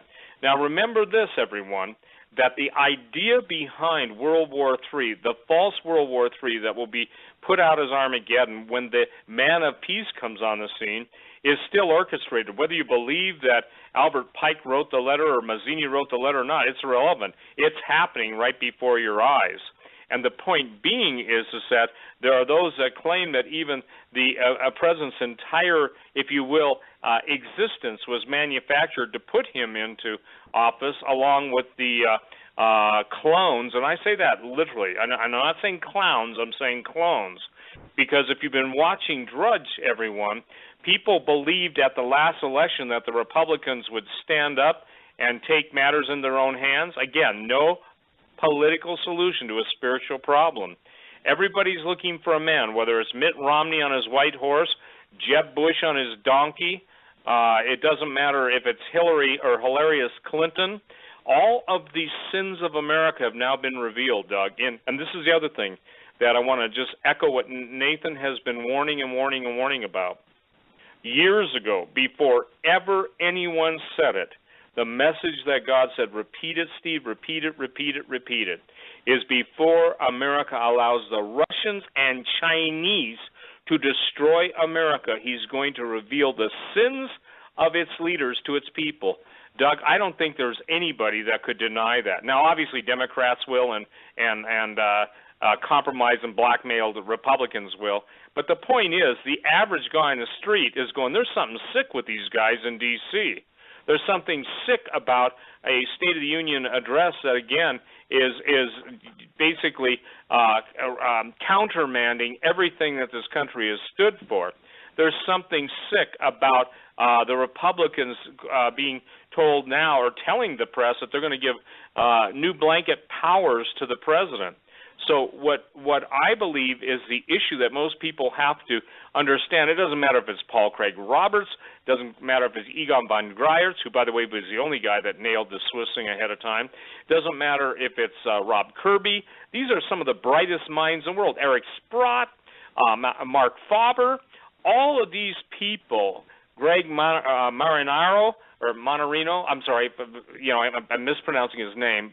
Maybe it's Monterano. Okay. The point being, and I apologize if he's listening because I don't mean to murder his name, but it doesn't matter. They're all saying the same thing. The watchmen were saying the same thing. The financial guys, they're saying the same thing. What happens when everybody says the same thing? And here you go, Beata. Boom. Boom, boom, boom.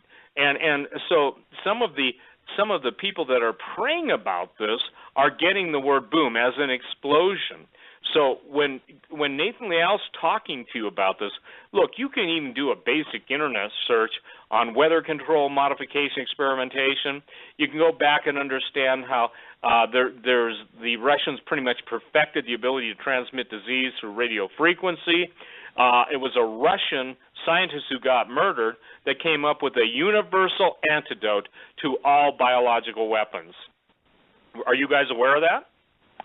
A Russian scientist came up with a universal antidote, and he was brilliant. Of course he was murdered. Why? Because you can't get bioweapons appropriations to build a better bioweapon if you've got somebody that's got a universal antidote. You can go on my website, stevequayle.com, look at the dead scientist, and it's, I think, you're just going to have to page through it, but I think it's in the 50s or 60s. There's a couple hundred of them there and I'll try and find his name during the next break. So what does that do? You've got the balance of power shifting immediately. You've got hypersonic torpedoes that use hypercavitation, means they can go as fast underwater as they can go in the air. There is no way that modern naval warfare, outside of submarine-launched ballistic missiles and submarines, their stealth technology, that's the only arm of the Navy that's not vulnerable. And also the TR-3, TR-4s, the triangular-shaped spacecraft up there. It's actually, the Navy did do something smart back in the days of Majestic 12, is they took control of a lot of the alien, and now I'm not talking illegals, I'm talking about alien technology. So those are the areas they might still have some superiority in. And so the point is that now we're at this time where the bear, and Nathan, I don't know if the Lord showed you it was in Canada or not, but the vision that Henry Gruver had, the vision that Dimitri Duduman had, pretty much all had the attack coming from the north through Canada and coming from the south through Florida and coming through the west coast through, I believe, it was right up the Columbia River. And interestingly enough, somebody called into your show, Doug, or sent me an email, and I mentioned on your show that they found warehouses along the Columbia that were filled with weapons for an advanced operation in this country. Then you come to the 22 terrorist camps, which, by the way, it's probably closer to 50, that the FBI knows about and does nothing about. See, ladies and gentlemen, what you've got to understand, your country doesn't exist anymore. It has been taken over. It breaks my heart. I literally sometimes want to vomit. It's all I can do from drying my eyes. And someone says, what a crybaby. No, you don't get it. I'm weeping for you. I'm weeping for your children. I'm weeping for your grandchildren because I have seen it as plain as day. Someone says, oh, I don't believe that. Fine, don't believe it. You're going to perish. The only thing that'll keep anybody perishing in eternity is a personal relationship with Jesus. So, Nathan, all of your statements concerning high-energy physics, what I call ultra-black physics use laws of physics that the U.S. government keeps back from the average scientific community unless you become pretty much a Luciferian or an inductee. It didn't used to be that way. It has become totally that way now. So, ladies and gentlemen, you better hear what Nathan is saying, because I can validate it, I can verify it, and even if I had a weapon to prove to you, as my 4-star General Fred said, Steve, he said, if we, and Doug, you know the story, I'll tell it again, I had satellite phones set up, I had satellite jump links set up, and then a couple of dumb men on a certain forum started to mock it and just mock, and he said, it won't do any good, Steve. So all the expense, everything we went to, digital voice modulation and reconfigured through a Moog synthesizer, I mean, all the steps we could have taken, and yet, those lovely, and so, ladies and gentlemen, if you think I've got a bad attitude towards, what do they call, chat rooms and stuff, absolutely. I came so close, yet obviously so far away from, blowing the whistle on so many things, and finally he said, Steve, I know what you want to do, but they won't listen. And I had to say, General, you are right, sir. I was wrong. Forgive me. And if he's listening tonight, I ask you again, forgive me. I was wrong. You were right. Go ahead, Nathan. All right. Now, I want to give a quick flashback review of previous warnings that I have talked about, and then we're going to move forward with the future ones. Several years ago, I had a vision, and Doug, I believe I shared this in a past program. I was in Colorado Springs. I was standing along the Front Range. The Front Range goes north and south. For those of you not familiar, the Interstate 25 goes north and south. I was standing approximately there. The Front Range is to the west of I-25, and at the top of one of the mountains next to Fort Carson, Cheyenne Mountain, is NORAD. And those of you familiar understand what NORAD does. It's part of the our protection, so to speak. The movie War Games had those images where Matthew Broderick went into NORAD and the computer was playing chess. You remember that? Well, anyway, I was there in a vision, and I was watching an air battle take place between the United States Air Force, and our jets were painted red, white, and blue in my vision, and they were fighting Russian planes. And the thing that was very disheartening was that our planes were falling out of the sky. They were not winning. And at that time, I did not understand. First of all, who wants to see that and accept it? But I didn't understand about the boondoggle and the problems that the F-35 is having. Doug, we talked about that in a previous program. It's still in its infancy. They're still working out the kinks and bugs. But that's supposed to be the future generation. That's the future of our Air Force. And the F-35 has a lot of problems. It has one engine instead of two. The Chinese stole the blueprints, and they're already making their own version of it. Steve, you know about all this, I'm sure, and you can comment on it. But the F-35 at this point in the narrative is inferior to what the Chinese have done. They stuck two engines on their version, and it's not as clunky, and the Russians are also working on their version. So in my vision, I saw our jets fall out of the sky, Steve. It didn't win. And then I saw our jets as they were flying back and forth over the Springs, over Fort Carson. Our jets were shooting missiles toward the east into Kansas. So they were, in addition to dogfighting, they were firing at enemy troops, Russian troops that were to the east, into the direction of eastern Colorado toward Kansas. So that revealed that this thing they were actually on the ground. There were boots on the ground. And then one of the Russian fighters shot over my head, and it went over my head, and it went over the top of Cheyenne Mountain, and there was a flash of light, and it took out some of the infrastructure of NORAD. And when that dream was done, I was saying, God, wow, that I didn't like the vision, Steve, because we didn't win. We lost. And I believe that was an image. It was a glimpse to show. Now, some people will say, well, NORAD has redundancies all over the country, and that couldn't happen, Nathan. It was a glimpse to show that our protection is going to fail because God's going to allow it to fail. And, Steve, you can comment on that. Is NORAD totally invincible? Absolutely not. Anybody that thinks NORAD's invincible should go and look up Yamanote Mountain. Go ahead. Absolutely not. And by the way, what makes people think that the U.S. military is even on the side of the United States any longer? Look who's been fired. All of the tried and true generals and admirals are gone, and look who heads up the military and the National Intelligence Association, everything. Some of them are professing Muslims. So the point I'm trying to make is this. We are not destroyed from without simply because, their weapons are more superior. We're being destroyed from both. Yes, they have superior weapon systems, but yes, we have already surrendered. And if anybody challenges that, our nuclear forces are in disarray. The military is absolutely lost all of its respect for its commander-in-chief. And the point being is that we're ripe under destruction.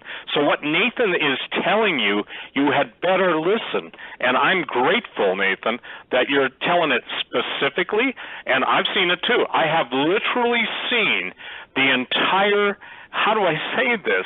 I've seen convoys just enveloped in an instant.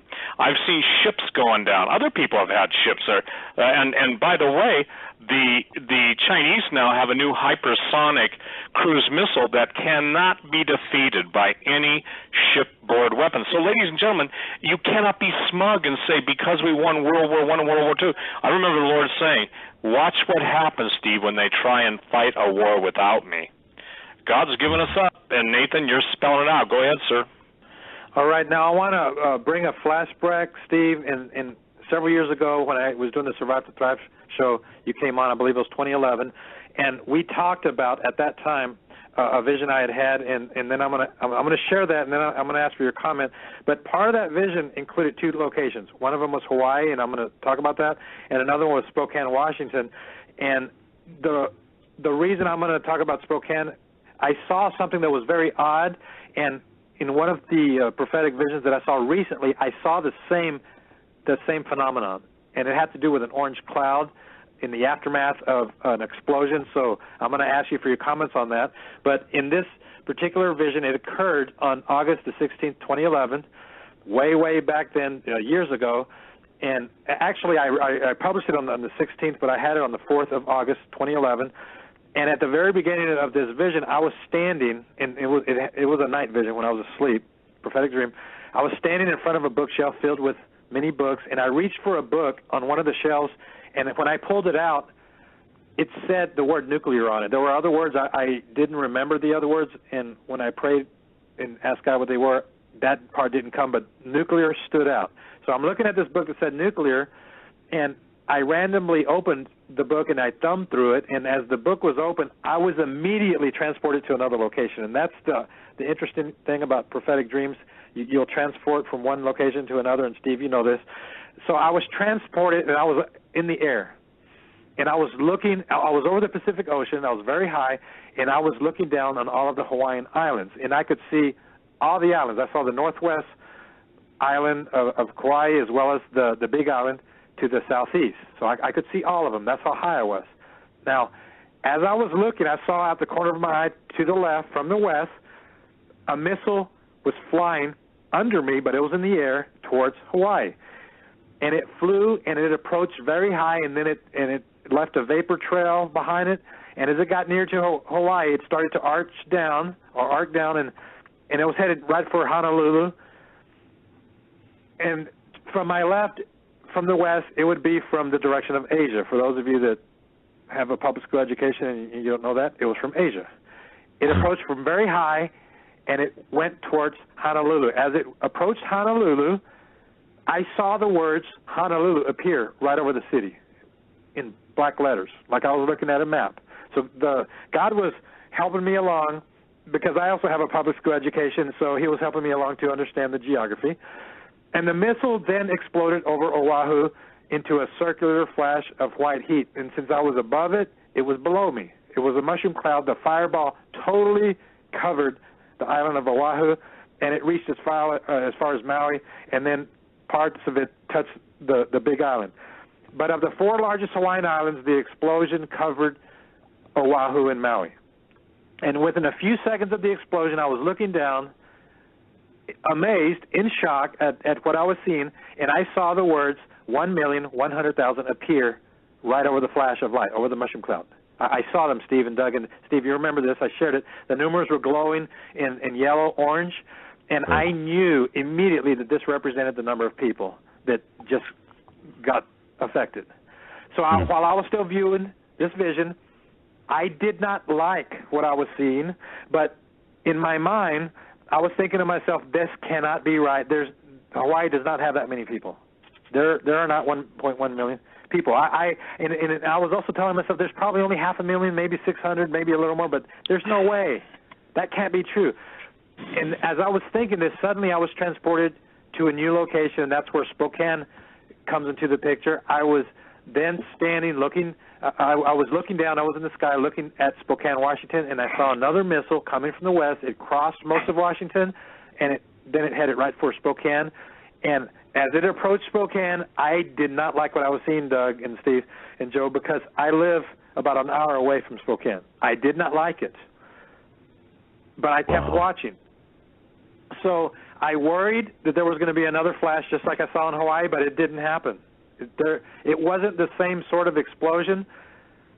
So as I was looking, I was thinking, now what's the damage going to be? What just happened to Spokane? And as I was concerned about it and asking the question, suddenly I was then on a hilltop along the border of Idaho looking towards Spokane. So I was still from a high elevation point, but I was looking west. And as I looked, I kept searching for a mushroom cloud because I didn't want to see a repeat episode, and if it sounds selfish, I apologize, but I'm human. I didn't want to see a mushroom cloud over Spokane. But it never came anyway, so as I was looking, another odd thing happened. The reason I couldn't see a mushroom cloud was because my entire view was obscured by a very thick cloud that was hovering over, and that was the aftermath of the missile that exploded over Spokane. And this thick cloud was very odd. And as I stated in my summary when I published this, it looked like a dust storm cloud. It was so thick, kind of like a sandstorm, but it was not a dust storm. It just hovered over the city, and it touched the ground, and it went all the way up to about 50,000 feet, like a thunderstorm does. And there were flashes of ball lightning inside the cloud. Inside of the cloud, there's a lot of electrical activity going on, and it would flash lightning. And I just kept wishing that the cloud would move away because I wanted to see if there was damage. And after a while of me looking for damage, the cloud started to slowly rise where I could then look under it, and I saw that the buildings were still intact. But the cloud was still there, and I have never understood why the cloud looked this way, why it was orange, or I never understood this, and that's how it is with glimpses God gives you. He doesn't give you John saw mushroom clouds. The scrolls rolled together. He saw the stem of the mushroom and the scroll. He saw a lot of modern technology that we have today in weaponry, explosions, etc., but he didn't know what it meant.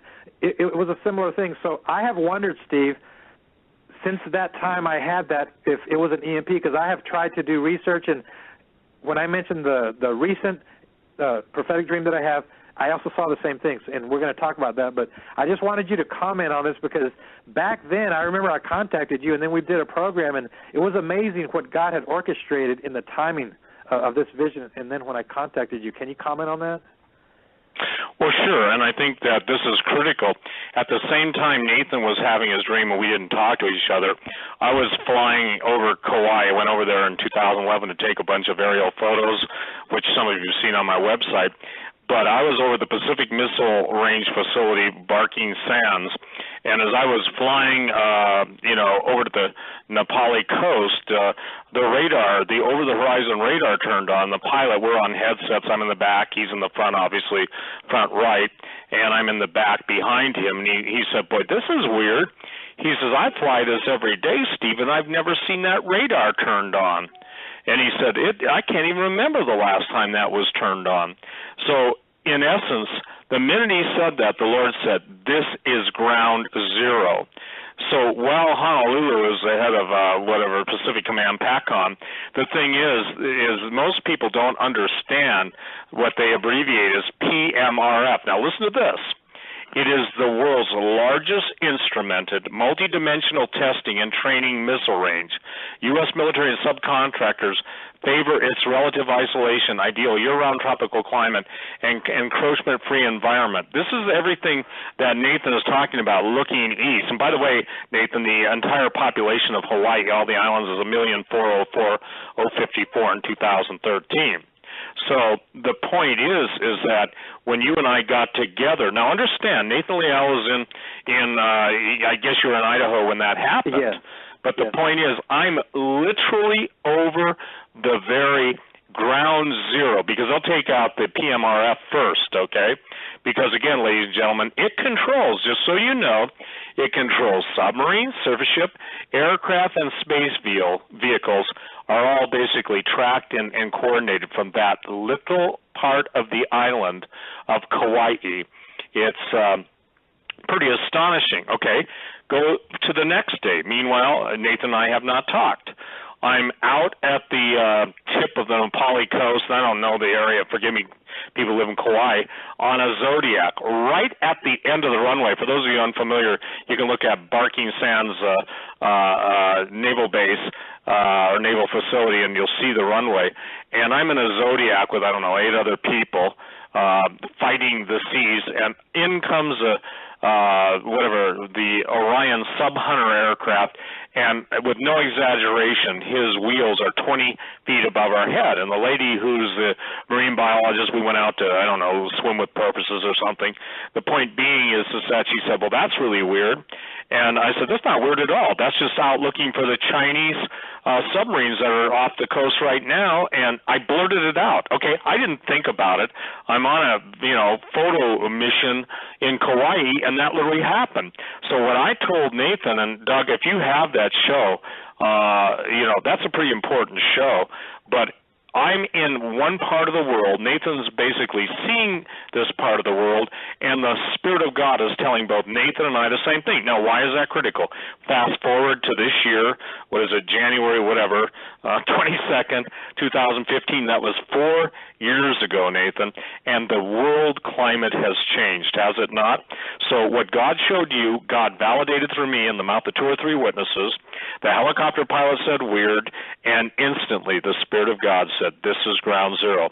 If you go look at Pacific Missile Range Facility, you can look at a Wikipedia, do a Google search or internet search, start page, whatever, and the point being is that you'll come up with an interesting thing. So what he saw, I believe you saw, in essence, before any attack on the mainland will take place, that PMRF will be taken out as well as Pearl Harbor. Go ahead, Nathan. And Steve, one of the hardest things about sharing this information is you have to share it, but it involves human life. And when I shared this 4 years ago, I was inundated with emails from people who lived in Hawaii, and they said, Nathan, so what am I supposed to do? And ladies and gentlemen, if you're listening to this warning, your job is to have the guidance of the Holy Spirit. Your job is to have the leadership of God. Your job is to be a parent. Your job is to be responsible and be the protector of your family and make the decisions that coincide with the counsel and the wisdom of God. So that means you have homework, ladies and gentlemen. So that's all I can say, because this is the sad part of the judgment of God. There are statistics in the aftermath of a judgment. There is a body count in the aftermath of a judgment. There are body bags that have humans, real lives, real people who have a story, who live their life, who have concerns, who have family, loved ones, etc. It involves us as human beings.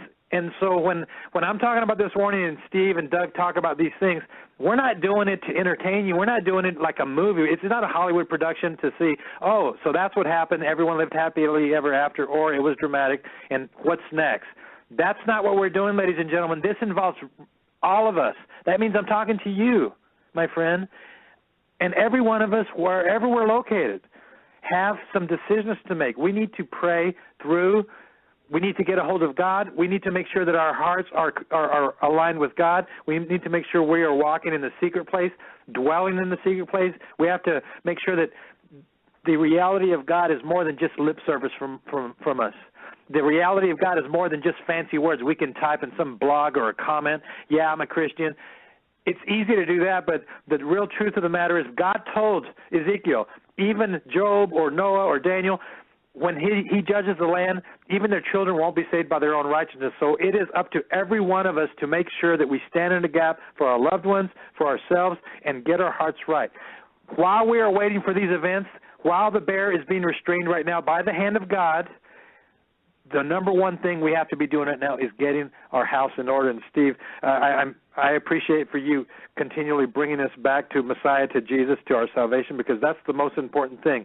Now, I want to move forward now with another prophetic glimpse that I had. And by the way, ladies and gentlemen... Nathan, can I stop you just for a Sure. second? I just want to be clear in the vision that you had in and I apologize, but I want to be very clear here. The interpretation, which I just, after listening to you, Hawaii, and Steve, Hawaii, ground zero for a nuclear attack potentially. Is this what we have determined to be? Go ahead. Well, here's what we're telling. Yeah, here's what we're saying. Let me explain this. Now, again, I have my education at the hands of some very intelligent men. God bless them, the ones that are alive and that taught me this stuff and the ones that are dead. The bottom line is someone went to be with Jesus, a couple of them went to hell on their own volition, as hard as I tried. But here's the deal. Command, control, and communication. The first thing that goes down are the satellites. That's why you're seeing so many launches, because satellite ASAT weaponry, meaning anti-satellite weaponry. The next thing that goes down is going to be any form of over-the-horizon radar. And, one of my intercessors just sent me the Hawaii Independent PMRF, Kauai's biggest bang is out of sight. Well, if it's a known entity to the islanders that, boy, this isn't just a communication range. This is where a lot of interceptors are and everything. And I'm going to post this right now on my website so people can see it and read this. What we're telling everyone, Doug, is that any attack from Asia will take out the command and control for all of our Pacific assets. That means that outside of extreme low level frequency communications, etc., that the eyes and ears, the first thing an enemy does is it takes out your satellites. Concurrently with that, it takes out these type facilities. That's what we're saying tonight. That's as clear as I know how to make it. Well, yeah, that's fine. The reason I just want to revisit that and to reinforce that is because, folks, you'll remember, and I'll just mention this very quickly, and I'll turn it back to Nathan. March 8th, 1968, you had a K-129 Project 629A NATO Gulf II diesel-electric power submarine. Russia explode about 1,500 nautical miles northwest of Oahu in the Pacific Ocean. Now, there were 98 crewmen aboard that K-129 submarine, and that was, again, March 8th, 1968. The information that I've got is that was a nuclear submarine from Russia, and reportedly one of the they were firing on Pearl Harbor with a nuclear weapon. The nuclear missile exploded in the tube, taking down the K-129. That, of course, all this information was classified. Then we had Project Azorian, which involved the Hughes Glomar Explorer to recover that submarine back in the early 70s. The reason I'm mentioning this is because according to the information I have, what was being done here was Russia was going to nuke Hawaii, and of course it backfired. But blame it on China. China would, and then America, the U.S. and China would go to war, and Russia would come in and pick up the pieces. Nathan, I just want to state that, and whether or not that people will find truth in that, of course, it remains to be seen. It's obviously not. It's not common knowledge, and people will say, "Well, that's baloney." But there you have it. Go ahead, Nathan.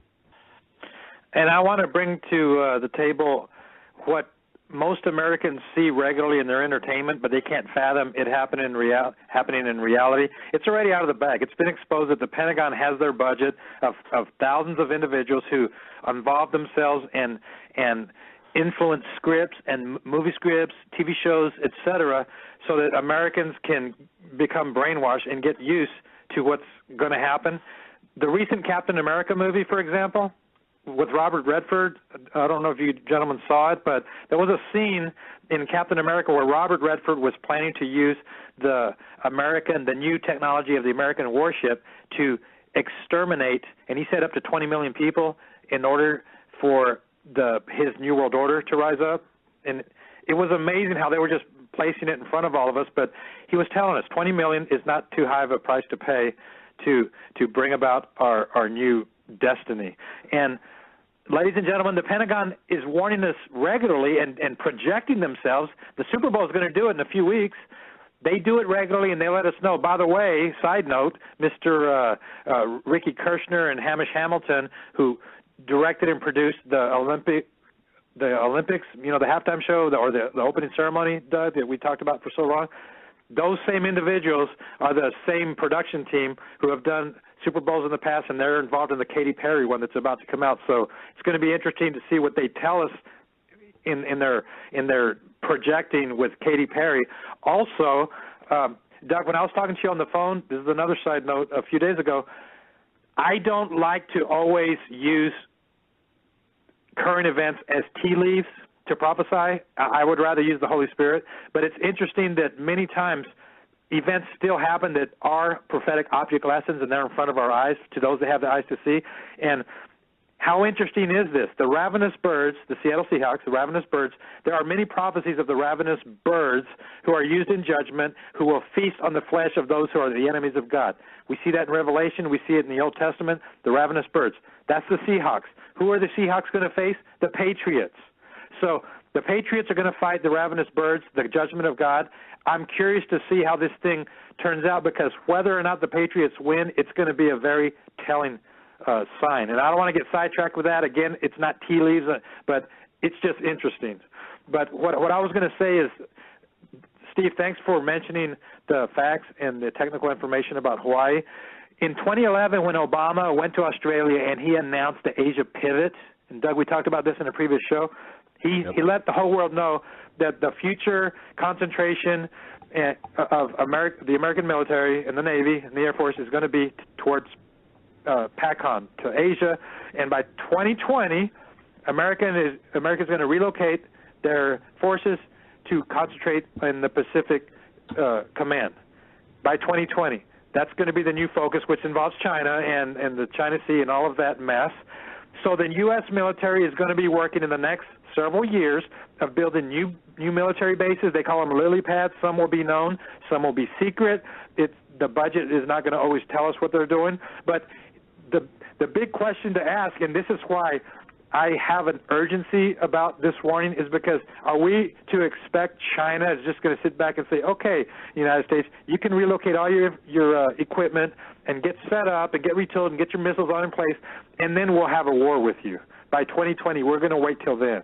Well, that's not what's going on. So right now we are in this transition period. We are in the area of time where China has a very good opportunity. The same thing with Russia.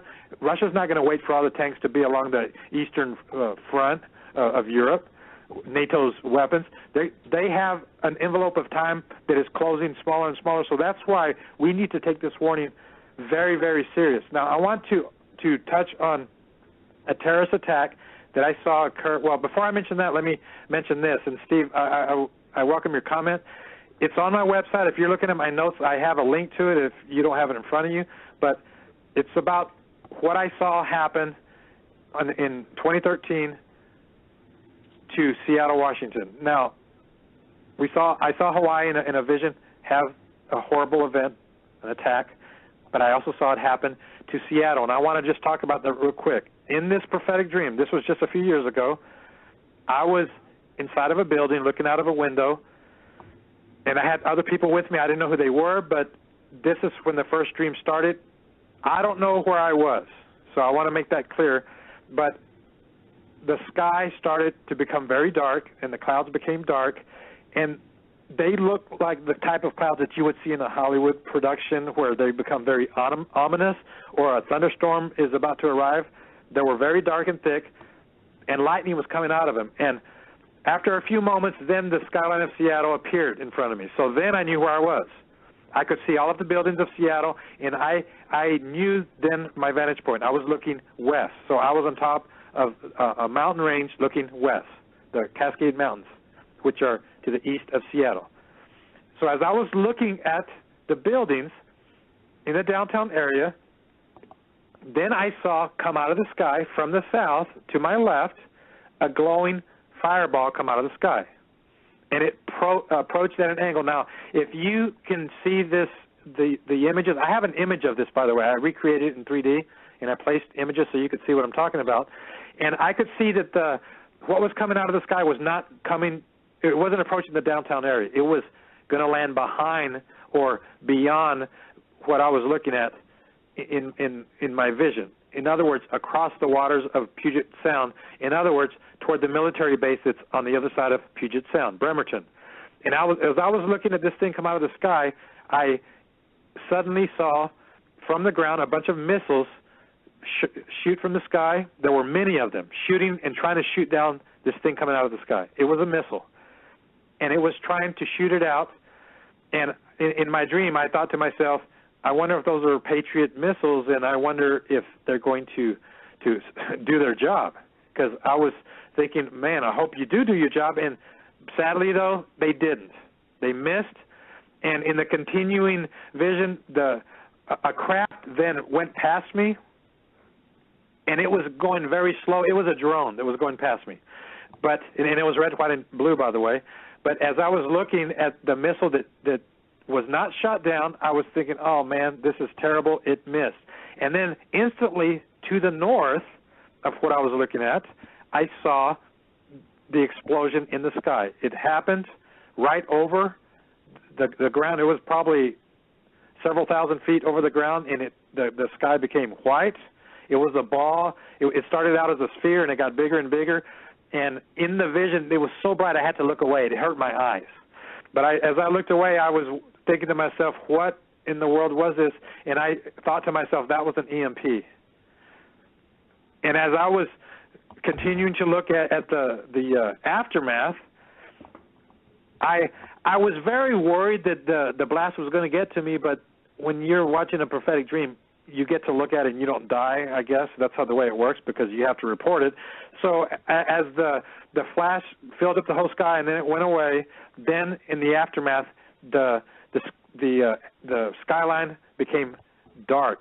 It was, the Seattle skyline was destroyed. Many of the buildings were damaged. Some were gone. Some were still standing, but all their windows were blown out. Those pillars of smoke rising up. There was dust everywhere. It was a mess. And I was very sad because I knew that a lot of people were either killed or they were injured in this event. And then the vision was over, and I woke up, and I immediately went to my computer when I woke up because I wanted to understand what the proximity of what I was seeing. I saw 2 missiles explode over Bremerton. So if you have the link in front of you, I have a map that's provided from where I was looking west, and I show where the 2 missiles exploded. And this is the part that's incredible, Steve and Doug. The Holy Spirit doesn't make mistakes, because as I stated before, I'm a public school education person. I don't know all geography. I have to go research. And so I did research. I looked at the map, and it turns out that where the 2 missiles exploded are in the exact same location of our military bases located across from Puget Sound in Bremerton Naval Base and also to the north. So I didn't like seeing this, ladies and gentlemen. I did not like seeing that our missile bases, the one to the north is Naval Base Kitsap, and for those of you that are in the military, if you live in that area, you know all about it. We have a lot of hardware there. There are a lot of bodies that are involved. There are a lot of servicemen that protect the country from that corner of the Northwest. So when I saw this thing go off, I did not like seeing it, but this is what God revealed.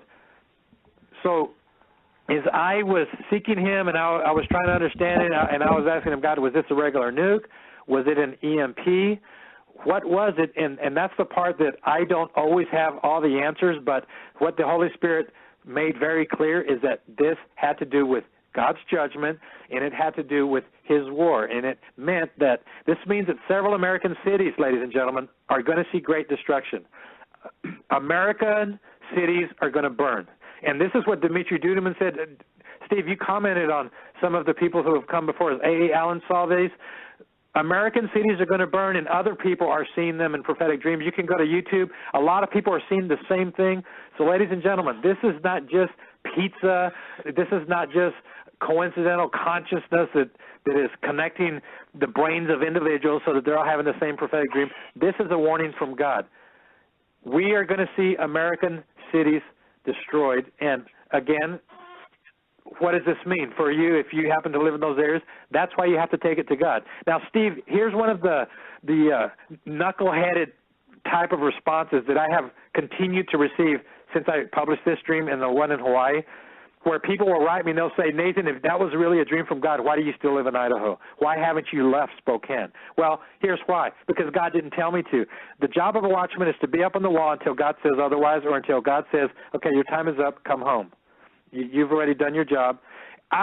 The watchmen of God, ladies and gentlemen, I just want to make this side note. We don't do this because we're afraid of death. We are not afraid of the afterlife. We know that there is a greater reward. The riches of this earth are temporary. So our lives are here as a gift until God says otherwise. And then when he does say otherwise, our plans will be as a vapor, and they'll go away. So these visions that I'm explaining, even though I do live close to where I saw them happen, that doesn't mean I'm going to run and hide. I'm just sharing as a watchman. And I had to say that, Steve, because perhaps you've received similar nonsensical statements or rebuttals from individuals which have nothing to do with spiritual reality. So anyway, ladies and gentlemen. I mean, yep. Go ahead, Steve. Nathan, I get them. Doug gets them. We get them in unison. We get them in concert. We get, obviously, what I call the blogs from the baptized and battery acid crew, okay? Caustic, corruptive. But the point that I think you need to make clear. Now, I want to ask you a question because I've gotten 3 emails tonight asking me, Steve, has the Lord told you to stand down from your watchman's position yet? Are you sensing, Nathan, because you're on the same place, you're on the wall? And I want to remind everybody, that's a reference to Nehemiah. Nehemiah was building up the things of God, the city of God, and he had a trawl in one hand, or the men did, and they had their weapons in the other. And so the point is that has the Lord spoken to you that very soon your voice will no longer be on the wall? I can't say that he's spoken that to me. I've certainly asked him when that time comes, but has he specifically told you, Nathan, very soon I'll be pulling you down from the wall? Now, I don't mean taking you to heaven, okay?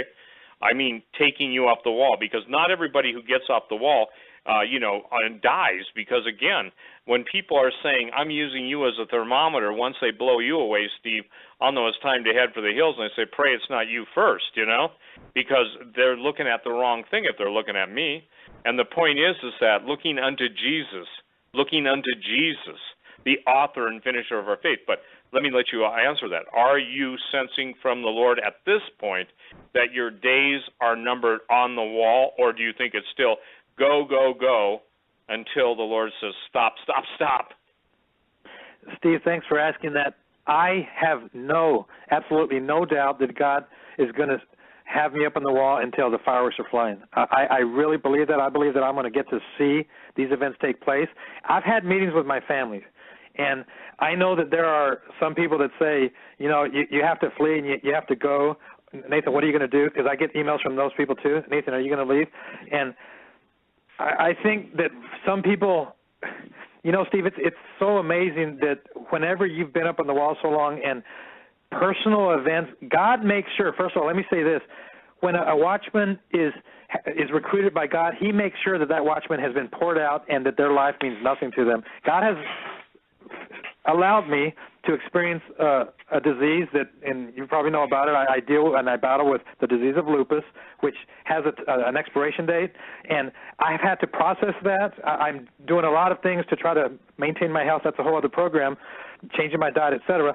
But God allowed me to go through the mental processing of that, of realizing that our days here are numbered, and can I deal with that? And I'm at peace with it. So because I'm at peace with that, what's the difference of standing on a wall and knowing that maybe some nuke will go off over my head, and does that scare me? No, it doesn't. I've had meetings with my families, and I said, guys, again, do we leave or do we stay? Do we watch it happen or do we stay? And I talked to my boys, do you know that you could get drafted? You could be in the citizen soldier resistance. How do you feel about that? And I regularly have meetings with them. We pray about that. And at this point in time, God has made it very clear that we are to stay. And I'm at this point, until he says otherwise, I want to qualify it, I'm going to be here on the wall crying out until God either takes me home or says come down. So that's where I am. With that, that's either time. We're at the top of the hour. Yeah, we'll take the break right now. Folks, you're listening to the Hagman and Hagman Report on this Thursday, January 22nd, 2015. Our special guest, Nathan Liao, his website is watchmanscry.com, and Steve Quayle from stevequayle.com. Fantastic show so far. We got 1 hour left. We'll be right back after these short messages. Stay with us. Time's flying, boy. And welcome back, ladies and gentlemen, to hour number 3 on this Thursday edition of the Hagman and Hagman Report with Steve Quayle and Nathan Liao. Their websites are at hagmanandhagman.com, stevequayle.com, and watchmanscry.com.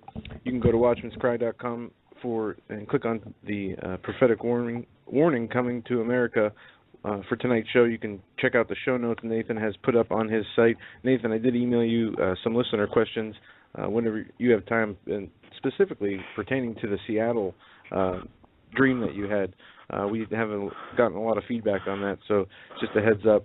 Yeah, let me just interject something here, Joe. For the people, drill down a little bit further off of the Hagman notes for 121:15 under past prophetic warnings. Drill down as you see the war will result in use of nukes. There's a link to Hawaii Vision, Seattle Vision. You've got to click on those links there. They're too deep. So, in other words, second line deep. I just want to let people know that your questions could be answered through drilling down off of his show page. Do we turn it over to Nathan, or do we turn it over to Steve? Who wants to go? Nathan? Steve? Go ahead, Nathan. All right. I just wanted to make clear for the listeners, Doug, that I know that when a watchman shares this information, whether it's you, Steve, or any one of us, some of the other guests that you have, this information can become scary.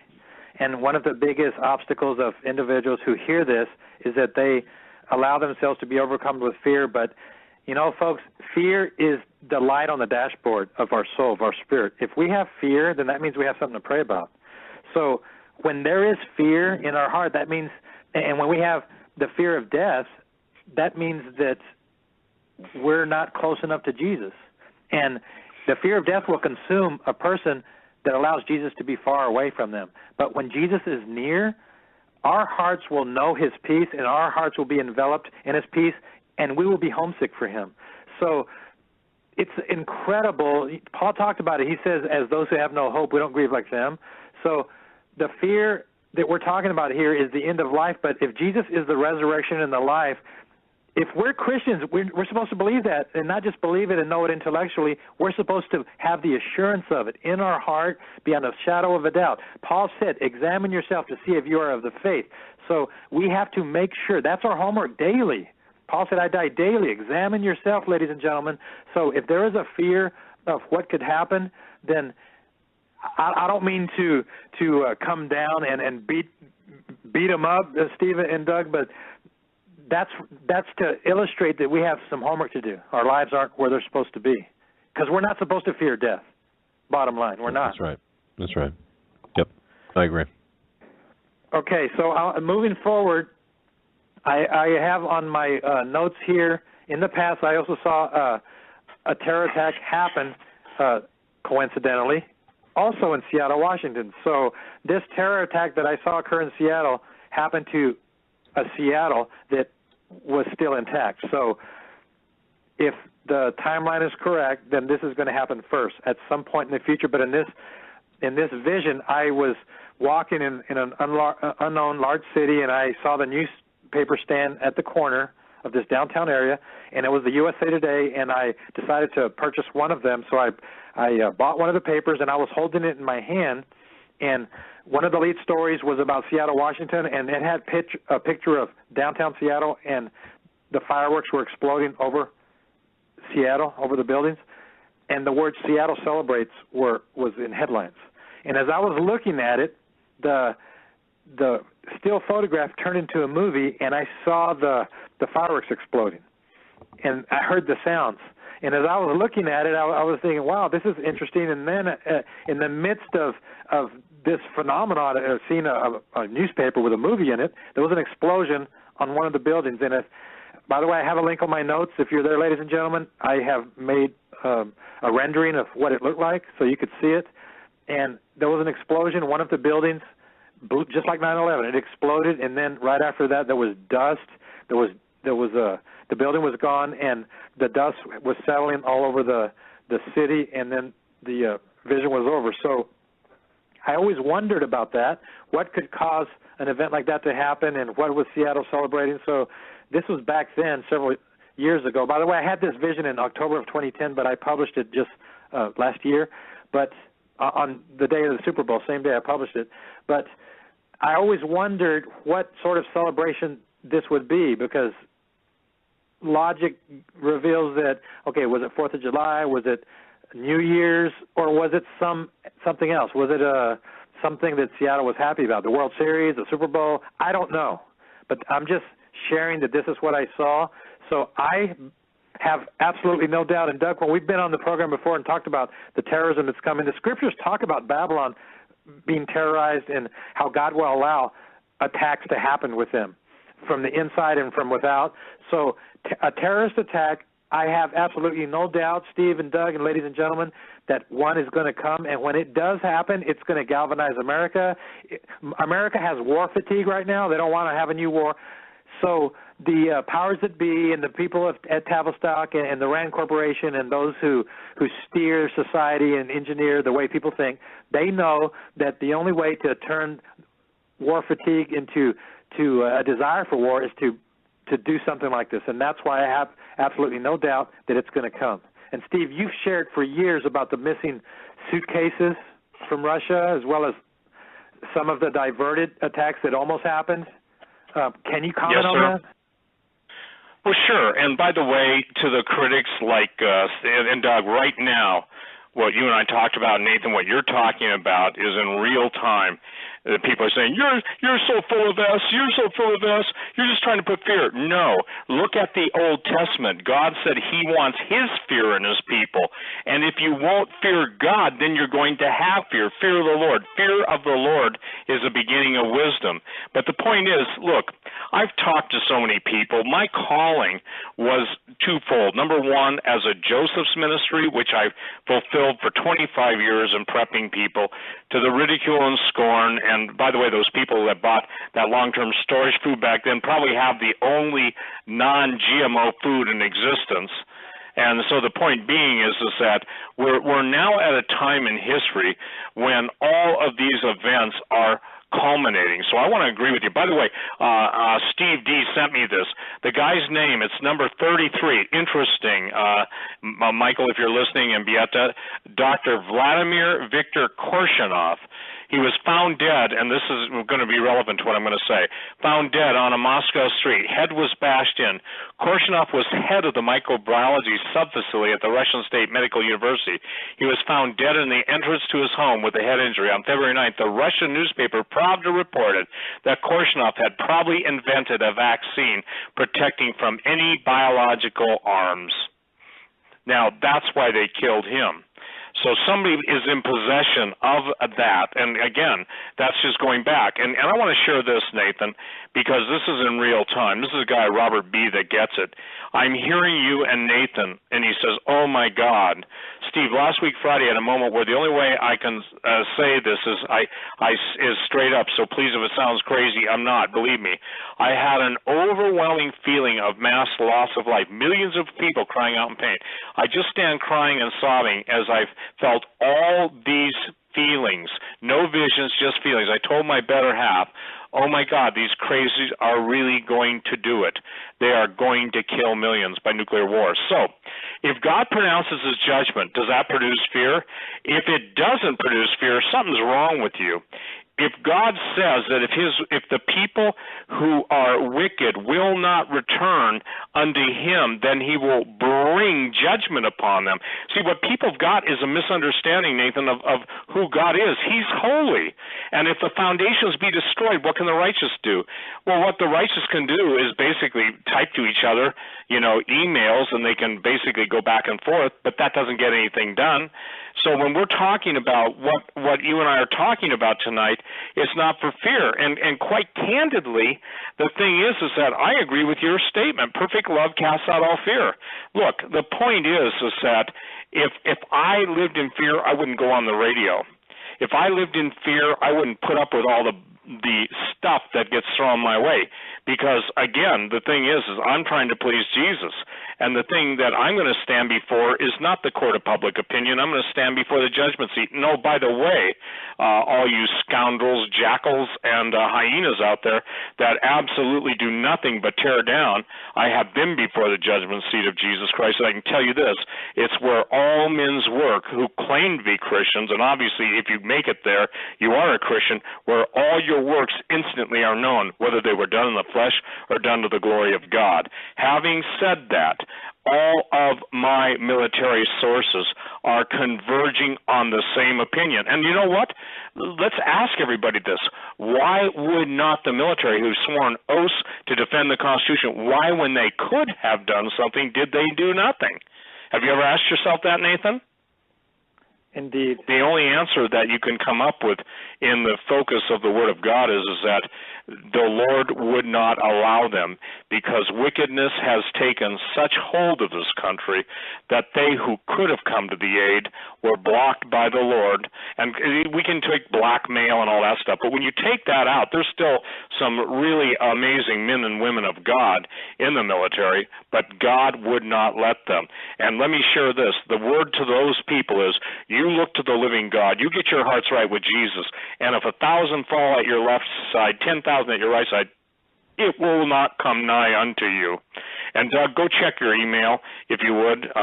You know, a certain pest is buzzing around, so please check that. So Nathan, I'm just saying this: don't hold back. You haven't. I believe what the Lord has shown you is real. I believe how it's going to happen is what you have seen. I believe, even back to the first of the show, the red, white, and blue, the bottom line is, ladies and gentlemen, the Deagle report, D-E-A-G-L-E report, has nothing to do with the radio show guy, was basically saying that by 2025, 260 million people are dead. Did you see that report, Nathan? I did.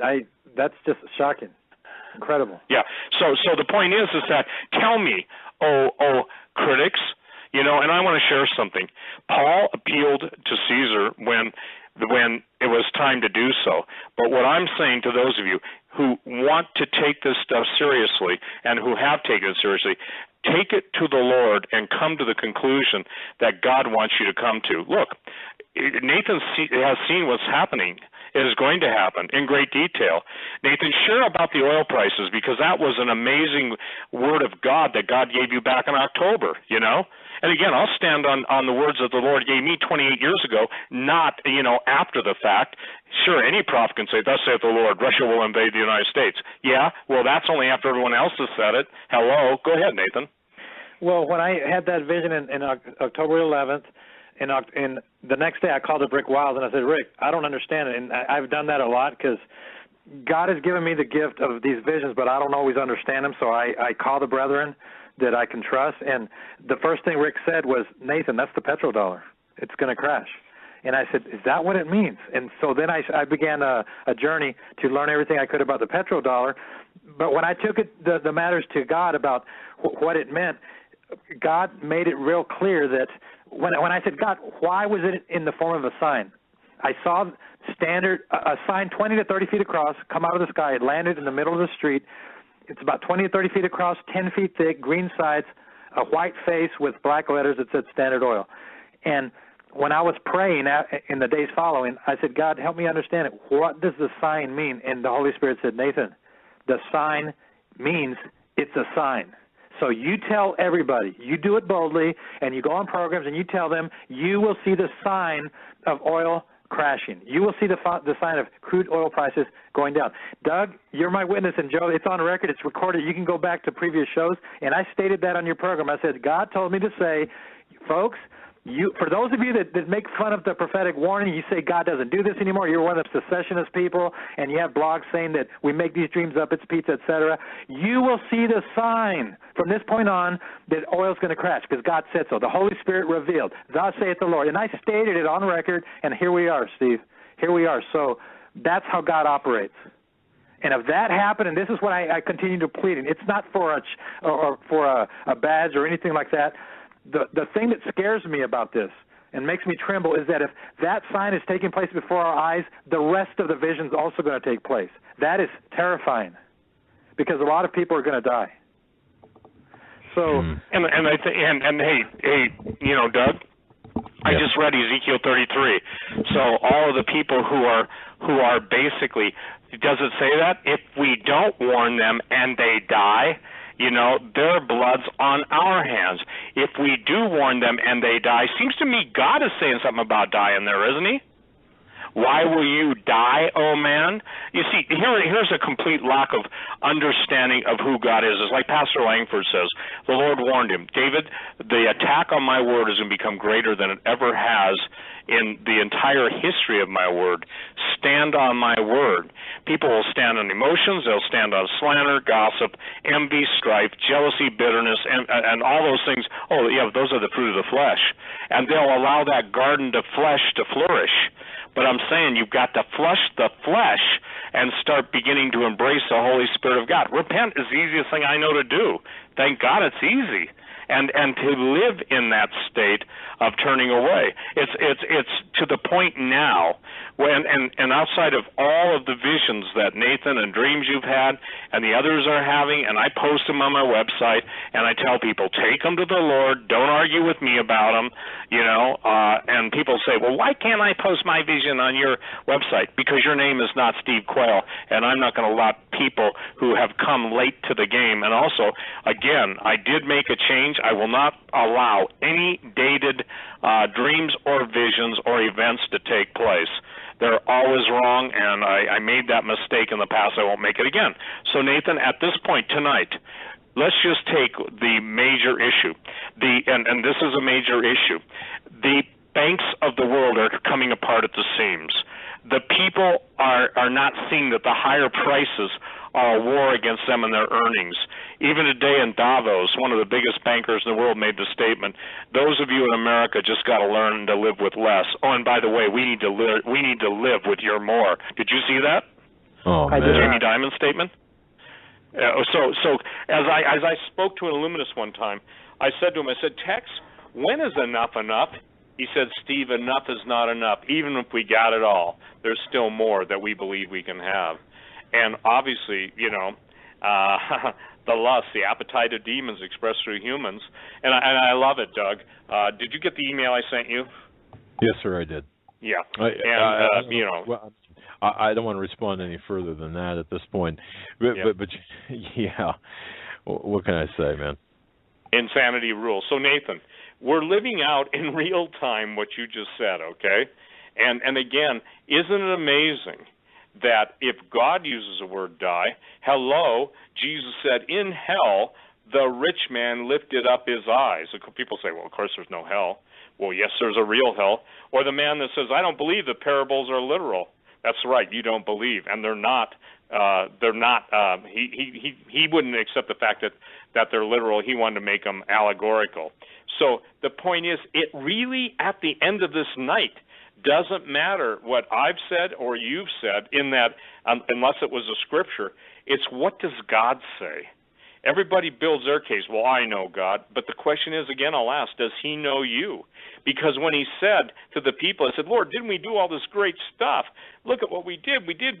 He says, depart from me, ye who work lawlessness. I never knew you. It's about relationship. It's not about claimantship. Anybody can claim it. You know, the name it and claim it crowd. But to live it out, and again, where's the fruit? You know, the bottom line is there used to be that hamburger commercial, where's the beef? But now where's the fruit? And so a destroying wind has come upon the land. Tom Horn's book, Blood on the Altar, is accelerating in real time. And so, Nathan, as we are at this point in history right now, the bottom line is we have got to basically tell the people everything we know. And you have done that. I have done that. And by the way, Vladimir Zhirinovsky made this statement. Russia, with lots of money, resources, and new weapons that no one knows about, then, with them we will destroy any part of the planet within 15 minutes. Not an explosion, not a ray burst, not some kind of a laser, not a lightning, no, but a quiet and peaceful weapon. Whole continents will be put to sleep forever, and that's all. You'll have to dig in the wreckage and debris of your buildings, and all of your 120 million will die if you ever demand the curls from us. And then there will be another tsunami on the other side of the planet, in the Caucasus. I'm sorry, that's it for you. So the bottom line is that that's what he was announcing. Forgive me for coughing. And the point is that in that same article, he talks about the Ellipton. So it's amazing to me, and I guess this is where I'll turn it right back over to you. It's God who's pleading with his people not to die. It's God who is giving warning. Why will you die, oh man? He's not just warning about earthly life. He's talking about eternal life. He says, I take no pleasure in the death of the wicked.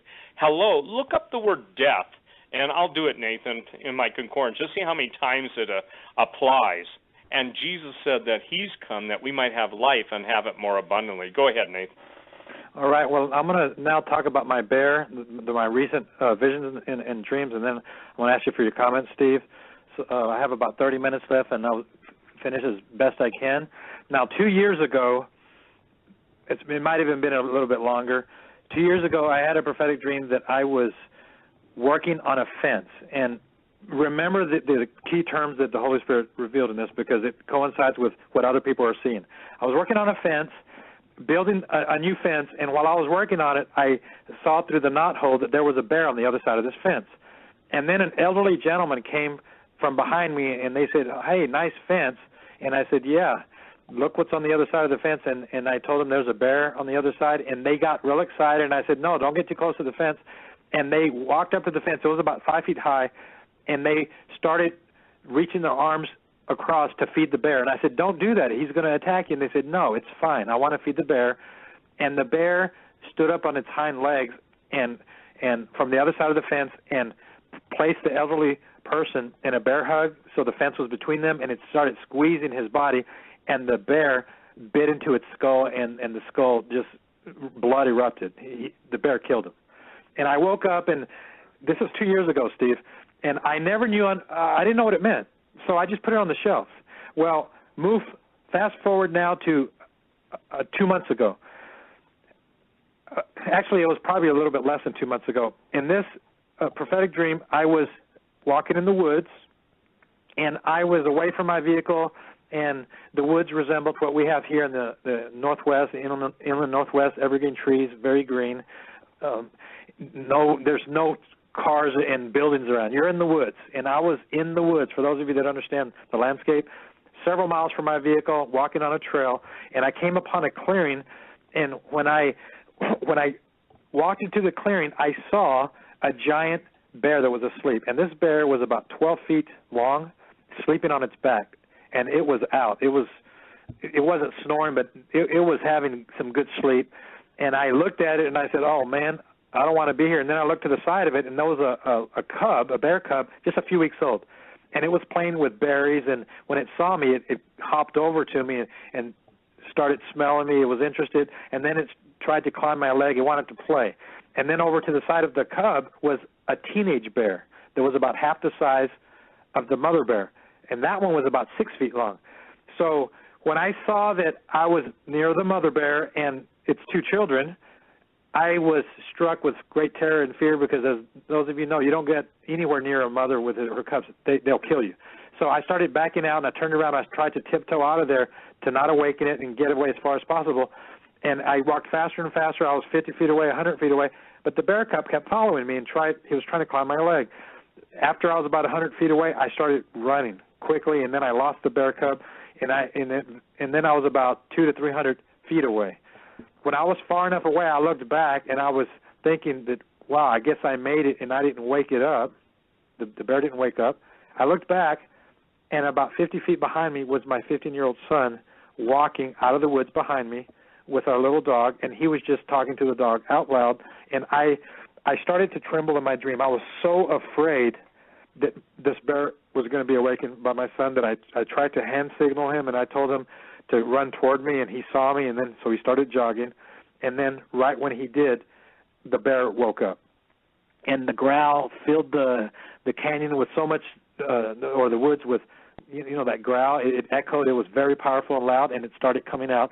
So I told my son, run as fast as you can, and then I started running. So in the dream, my heart's pounding, and for those of you that have had prophetic dreams, when it's not quite a nightmare, but the fear that you would have in a nightmare where you tremble, I was experiencing it because I was fearful for my son's health and his safety. So I kept running, and I could hear him getting closer and closer behind me. I looked back behind me, and eventually he was only about 15 feet behind me, and I knew that he was going to pass me up and he was going to be safe. So then I was relieved. But I also was not entirely relieved because the car was still a mile away, and I was thinking to myself, what do we do? Do we climb a tree? No, they'll catch us. The only thing I can think of doing is I'm just going to have to lay on the ground and play dead and crawl up in the ball like they say to do. So I decided I was going to do that so that my son would be safe. So I told him to keep going, and I was going to lay on the ground. And in my mind, I was thinking, boy, is this going to hurt. And so I laid down, and then the dream was over. Well, when I woke up, I shared it with my wife, and I was so concerned and fearful after I woke up. I was wondering, God, are you telling me my son's life is in danger? Is something going to happen? Is some bear going to attack him, or help me? And, when you have a dream about your child, no parent wants to have that, right, gentlemen? So for a matter of days, several days, I kept taking it to God, and then my older son, when I shared it with him, he says, Dad, that was not about our son. That was prophetic. And I said, do you think so? And he goes, yes. Go ask God what you think, and it's prophetic, Dad. And he wouldn't tell me what it was. So I continued to seek God. And then within a few days, I had another one. And this is the part that's interesting. Well, before I share that, I had two more bear dreams, but before I had that one, there was another one where I was walking on a highway in the country in a rural setting. Farmland was on each side of us, and I was just walking. The road was a dirt road. I was all alone walking, and suddenly a Humvee came up to my side from behind me and stopped on my right side. And there was a military officer driving the Humvee, and he looked over at me and he said, Nathan, hey, how are you doing? I love your show. Do you want to ride? And I looked at him and I said, huh. And I thought to myself, wow, he listens to the show, interesting, and he's offering me a ride. So, okay, he doesn't have bad intentions. He seems friendly. Okay, I'll get in his vehicle. So he opened the driver's side door of his Humvee and he said, hop in. So I hopped in. And he started driving, but he stayed on the driver's side, so we were both sharing the bucket seat of the driver's side. And after he had moved a few feet, I leaned forward and looked at the passenger side. No one else was there, and so I asked him, I said, can I sit over there? This is weird. And he goes, oh, sorry. So he stopped the vehicle, and instead of just stopping in the road and letting me climb out and walk around, he stopped the vehicle, put it in reverse, and went into the cornfield that was to his right. And he drove into it about 15 feet. And he said, okay, hop out and go around. So I hopped out, and when I did, my feet fell into about a foot of mud. The corn was about it was about chest high, and it landed in the mud, and he goes, oh, look at that. The ground's muddy. Well, that's nasty. And he said, just walk around and get in. And I thought to myself, I'm not going to do that. This is dirty. So I climbed on the sideboard and went around the back. It was like a pickup bed on the back of this Humvee. I walked across the back, and I got on the other side, and he said, take off your boots. I was wearing boots before you get in because they're muddy. So instead of doing that, I just sat with my back inwards with the door open with my feet hanging out, and he goes, okay, that's good, and then he drove out. So another key, interesting, several things occurred right there, and I'll talk about them in a second. So he drove back out into the road and proceeded to drive for another few miles, and he was just giving friendly chat, and then instantly, to the left side, a supermarket parking lot appeared to my left. It could have been as big as a Walmart parking lot. He goes, okay, here you go. And by the way, Nathan, again, thanks for your show. I love your show. He said that again, Steve. Very interesting. So I hopped out, and then in my mind I kept telling myself, I got to get home. I got to get home to do the program about Russia. And that's what was on my mind. So when I walked into the parking lot, the minute I set foot in the parking lot, it was empty when I saw it from the road. When I set foot on it, and this is how prophetic dreams work, things instantly appear. When I set foot on the parking lot was instantly full of hundreds of people crossing the parking lot. And the people ranged from teenagers who were 13, 14, 15 years old, all the way to middle-aged and elderly people, senior citizens. They were all carrying rifles. The teenagers were carrying 22s. There were 14 and 15-year-old kids. They were all armed, like they were going somewhere for battle. And as I walked through them, I kept telling myself, I got to finish my research about Russia, and the dream was over. So I shared that with my family, and I did not understand it. And this dream, by the way, has a lot of information. Now, to break it down, and Steve, I'll ask for your comments, but to break it down, at the very beginning, I was in a rural area, and a military vehicle came forth. The military officer was friendly to me, but the big question is, what was the military doing in my area so freely? When he said, and by the way, he said, we love your show. I love your show, but we listen to it. So apparently military individuals were local. So the big question is why? Okay, the next thing was when he backed up the vehicle and I got out and stepped into the corn, I sought God about this, and I didn't know why it was wet and muddy. So I called a friend of mine. And by the way, Ben, if you're listening, God bless you. A farmer friend of mine who lives in the Dakotas, and I asked him, why was the corn wet? What does that mean? And he told me that after you plant corn and when it gets to a certain height, the rains will come in the summer to the late summer, and from the moisture that comes, then they will really shoot up into the fall harvest and they'll be healthy. So he said that it's possible that was an indicator of when this occurred, which places it at the end of the summer. Okay, so then we have me getting out at the grocery store, and all of the citizens were walking with weapons. What I really believe that was showing, Steve and Doug, was that the citizens' shoulders had been mobilized, getting ready, because in my mind I was thinking, I got to do my research about Russia. It was tied to Russia, and I believe that at some point when this invasion happens, and again, ladies and gentlemen, key word, America is going to be invaded. That bear that I saw in a vision, held back by the chain of God. Steve, you mentioned this earlier. When I saw that bear, I was looking at the map of the United States, and it was standing at the Canadian border, looking into the United States. It was north, wanting to come across, but God was holding it back. So there is going to be an invasion, and when that happens, at some point, every citizen of America that has a brain that understands what's going on will be mobilized, and we are going to have freedom fighters. We're going to have resistance. It's going to be very bloody, ladies and gentlemen. It's going to get ugly, and instead of saying and painting a romantic picture, it's going to be red dawn, it'll be neat. No. War is hell. War is horrible. People die. People suffer. Things are destroyed. It is horrible what is coming. It's not going to be romantic, and for the patriots that are listening that can't wait for this thing to happen, when you go to read the comments made by the Ukrainians right now who are having their civil war, they are bleeding. Their emotions are bleeding in their comments. They hate what's going on. The leader, the puppet leader of the Ukraine, just issued a mandate that he's going to draft 50,000 new soldiers all the way, get this, ladies and gentlemen, all the way up to age 60 in the Ukraine. So individuals and citizens of the Ukraine said, I am not going to do it, and people are crossing the border into Russia. They're having chaos over there because they are being recruited. That's, by the way, round one. He's going to have another round for another 50,000, and at that rate, almost 5,000 have died according to the official numbers. That would mean 1 in 10 of the recruits is going to get killed if the numbers stay the same. War is horrible. That's going to happen here. brother against brother, political faction against political faction. It's going to raise up the excuse for individuals full of Satan to shed blood, who have been waiting to shed blood, the sociopaths, the demonic-filled people, the types that we saw in Ferguson, the rioters. It's all going to break apart at the same time. It's going to be so horrible, ladies and gentlemen, that's what we have to look forward to. Now, that was just a few weeks ago. Now, move forward. I want to mention the other one, Steve, and then we'll summarize all of them together. A few weeks ago, I was walking once again in my town here where I live. It's a small town, small country town, and in this vision, I happened to see that same giant 12-foot-long bear walking through our town. And when I saw it, I said to myself, there you are. And it's like the visions were connected. The previous one was weeks before. And by the way, that's a witness.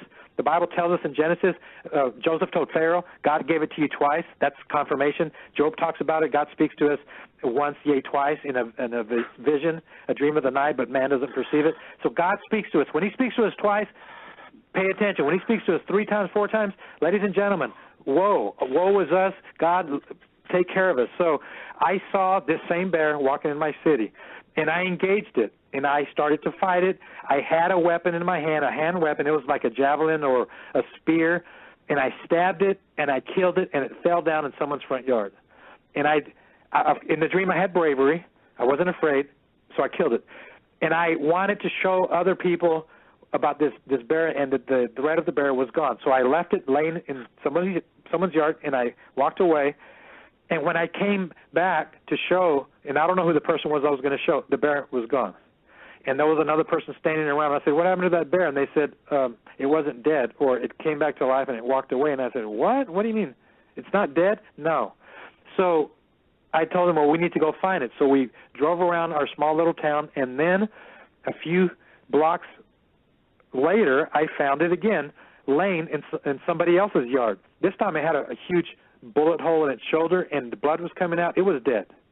And so I knocked on the front door of the homeowner, and I said, tell me what happened. And they said, well, the sergeant of the police officer, the sergeant of here, our local police department, shot it with his high-caliber rifle. He killed it.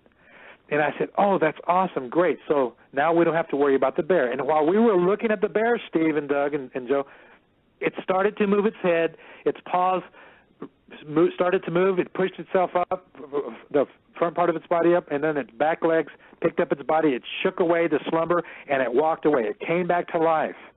So now I have this bear. I have 2 dreams about a bear. It's sleeping. It wakes up. One of them's chasing my 15-year-old son, and then this one in my city, I couldn't kill it. I woke up, and over breakfast, this is a few days ago, I shared this dream with my family at the breakfast table, and my 21-year-old son said, Dad, did you really dream about a bear that you fought? And I said, yes. And he goes, you want to hear what I dreamt last night? Same night, Steve. I said, okay, go ahead. And he said, last night now, listeners, 2 years ago, I was building a fence. The bear killed the elderly gentleman, a fence. So now move forward. My son said, last night I dreamt that I was here in our town working for one of the wealthier people in our town, and I was building a fence around his house. And the fence I was building was 5 to 10 feet away from his house. And when I was building it, there was another friend, 2 friends of mine my age. My son's 21, and he said that he looked to the house, and the house had some basement steps going down to a basement entrance. And for those of you that know how basements are, you can go down the steps. And he said he looked down the steps, and there was a bear sleeping at the bottom of the steps. And I asked him, what did it look like? And he said it was as long as our couch. And our couch is about 9 feet long. So this is that same giant bear. I said, what color was it? It was black. Same bear. So he said when I was looking at it, it woke up and it came up the steps, and it started shaking our fence, and it knocked our fence down. It kept breaking our fence. And again, Steve and Doug, the fence. We have the fence mentioned. Okay, so it knocked the fence down, and so my son said him and his friends started to fight with the bear, and he jumped on its back and he started to choke it. And he choked it out. They both landed on the ground sideways, and the bear stopped moving. And I asked him, do you think you killed it? And he goes, I don't know. It just stopped moving, so I let go. So he let it go, and he was standing there looking at it. And then after, I don't know how much time went by, the bear woke up. if it was dead, it came back to life. If it was hurt, it reawoke, and then it walked down the basement steps and went back to sleep. So now the fence was messed up, and he had to fix it. The homeowner came out. By the way, the homeowner was wealthy and was having a party while he was working on this fence, and the bear's asleep at the foot of his basement. And the homeowner started yelling at my son because he said, "Your fence is all messed up. Fix it." So my son had to do his best to fix it, and then the homeowner went back inside, and a little girl came out from the party, and my son said, "Hey, you want to see something cool? Look at this bear that's sleeping," and he showed her the bear, and then his dream was over. So he told this to me when we woke up, and I was just sitting there thinking, this is not a coincidence. You were in our town, I was in our town, we both encountered a bear, we fought the bear, I thought I killed it, I thought our police force killed it, you thought that you either killed it or wounded it, but it kept coming back to life. This is prophetic. And Steve, this got my attention. I took the matter to God in prayer, and I said, God, show me what this means. What does this mean? And so I sought God, and I asked him, and I broke down the components of all the dreams I've shared thus far. We have a fence in my earlier dream, killing an elderly person, and then in my son's dream, that fence is the border, by the way, and it's not secure. The bear can knock it right down. When God lets go of the restraint, that fence is coming down, and Russia's going to come right across the border. It's not going to hold back the invasion. From the south, from the north, and also that fence represents a lot of things. The shields on the coastlands, the Patriot missiles, and whatever defenses we have, the fence is not going to work. It's going to fail when it's time, when God says, okay, go ahead. The other thing is the Russian bear has been awakened, and the Russian bear has a cub that it's very angry about. That cub is the Ukraine. Now, I haven't been able to figure out why I saw two cubs. Maybe one of them was Crimea. I don't know, and if you can shed light on this, I don't know. But I really believe that one of them has to do with the Ukraine, and Mama Bear does not want the world messing with her baby cub. But the world is messing with its baby cub, and Putin's getting mad, and he's going to do something about it, and that's coming. Now, as I sought God and I asked him, God, help me to understand, fix this image for me. Help me to understand what this means. This is what God showed me. Okay. And this is the part that I don't like having to talk about, but I'm a watchman, and our life here is temporary, and I've talked to my boys, and they understand it too. They're Christians. They love the Lord. They understand what time it is. This is the part that's going to be disturbing to the listeners that have families and children and teenage boys. My son is 21, and he engaged the bear. That meant that my son at some point is going to be fighting against the Russian invasion, whether it's going to be through a draft or citizens, soldiers, freedoms, fighters, resistance. That's going to happen, ladies and gentlemen. If you have a boy that is above 18, there's a good chance the draft will happen. Now, my other boy was 15 when the bear was chasing him out of the woods.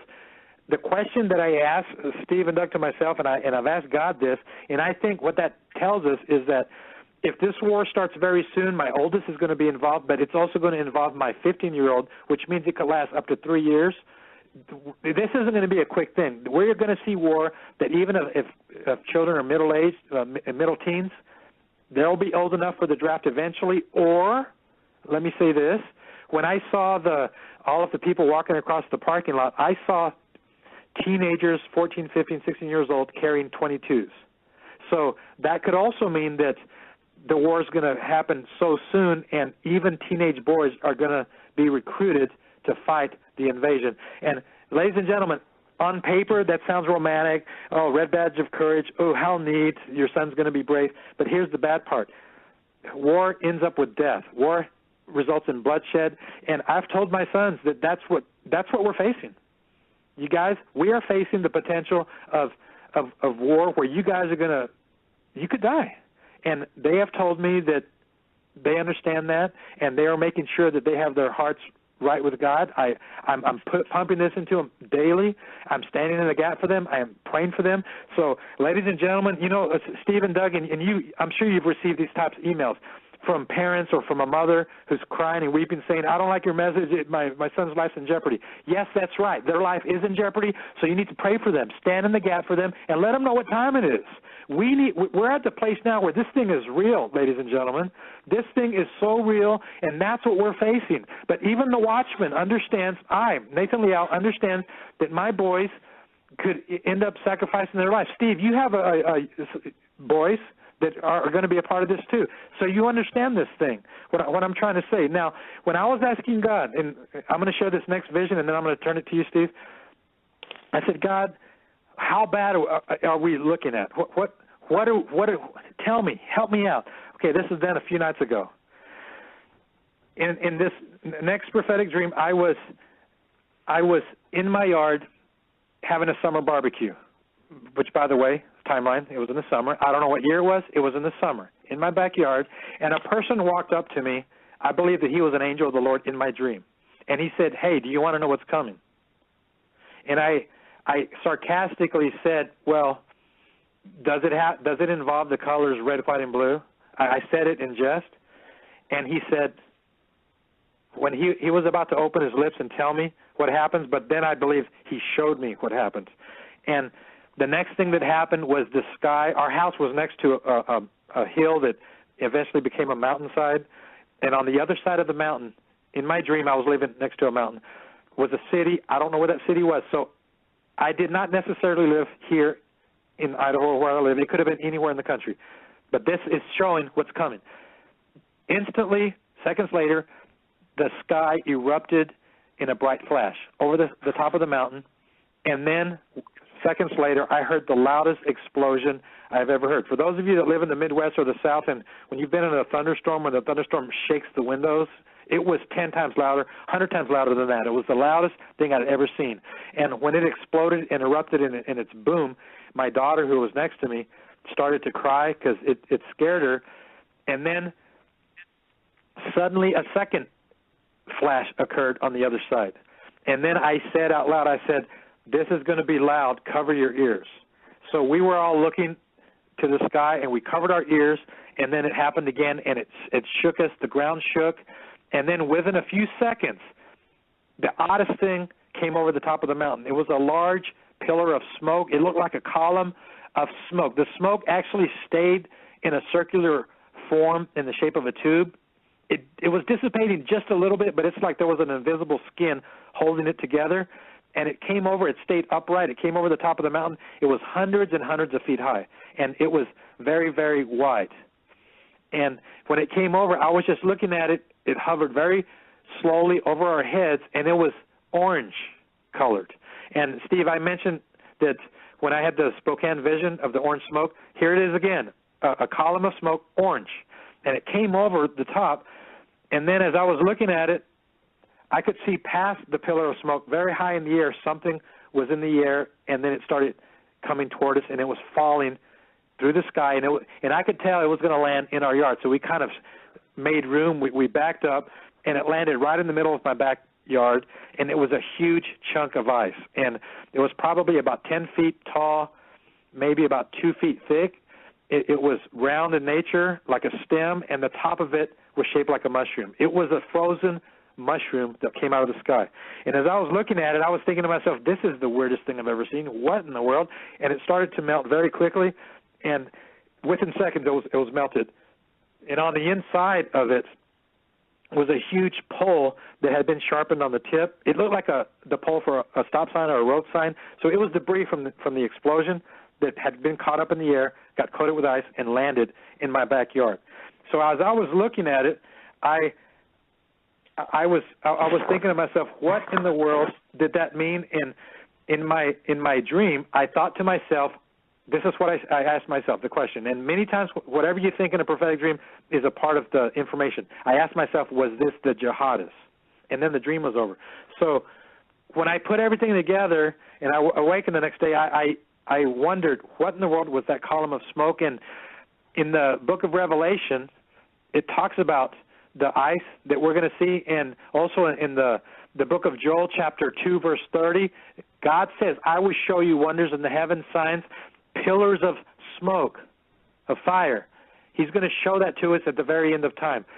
I believe that's what I was seeing, Steve. I was seeing a vision of something that was so phenomenal, so apocalyptic that it's going to, it was historic. It was a pillar of smoke. But the other thing that was very incredible was the frozen ice. Now, I'll say this real quick, and then I'll give it to you, Steve. I looked and scoured the internet, and I tried to find, does ice because the Bible tells us about the hailstones.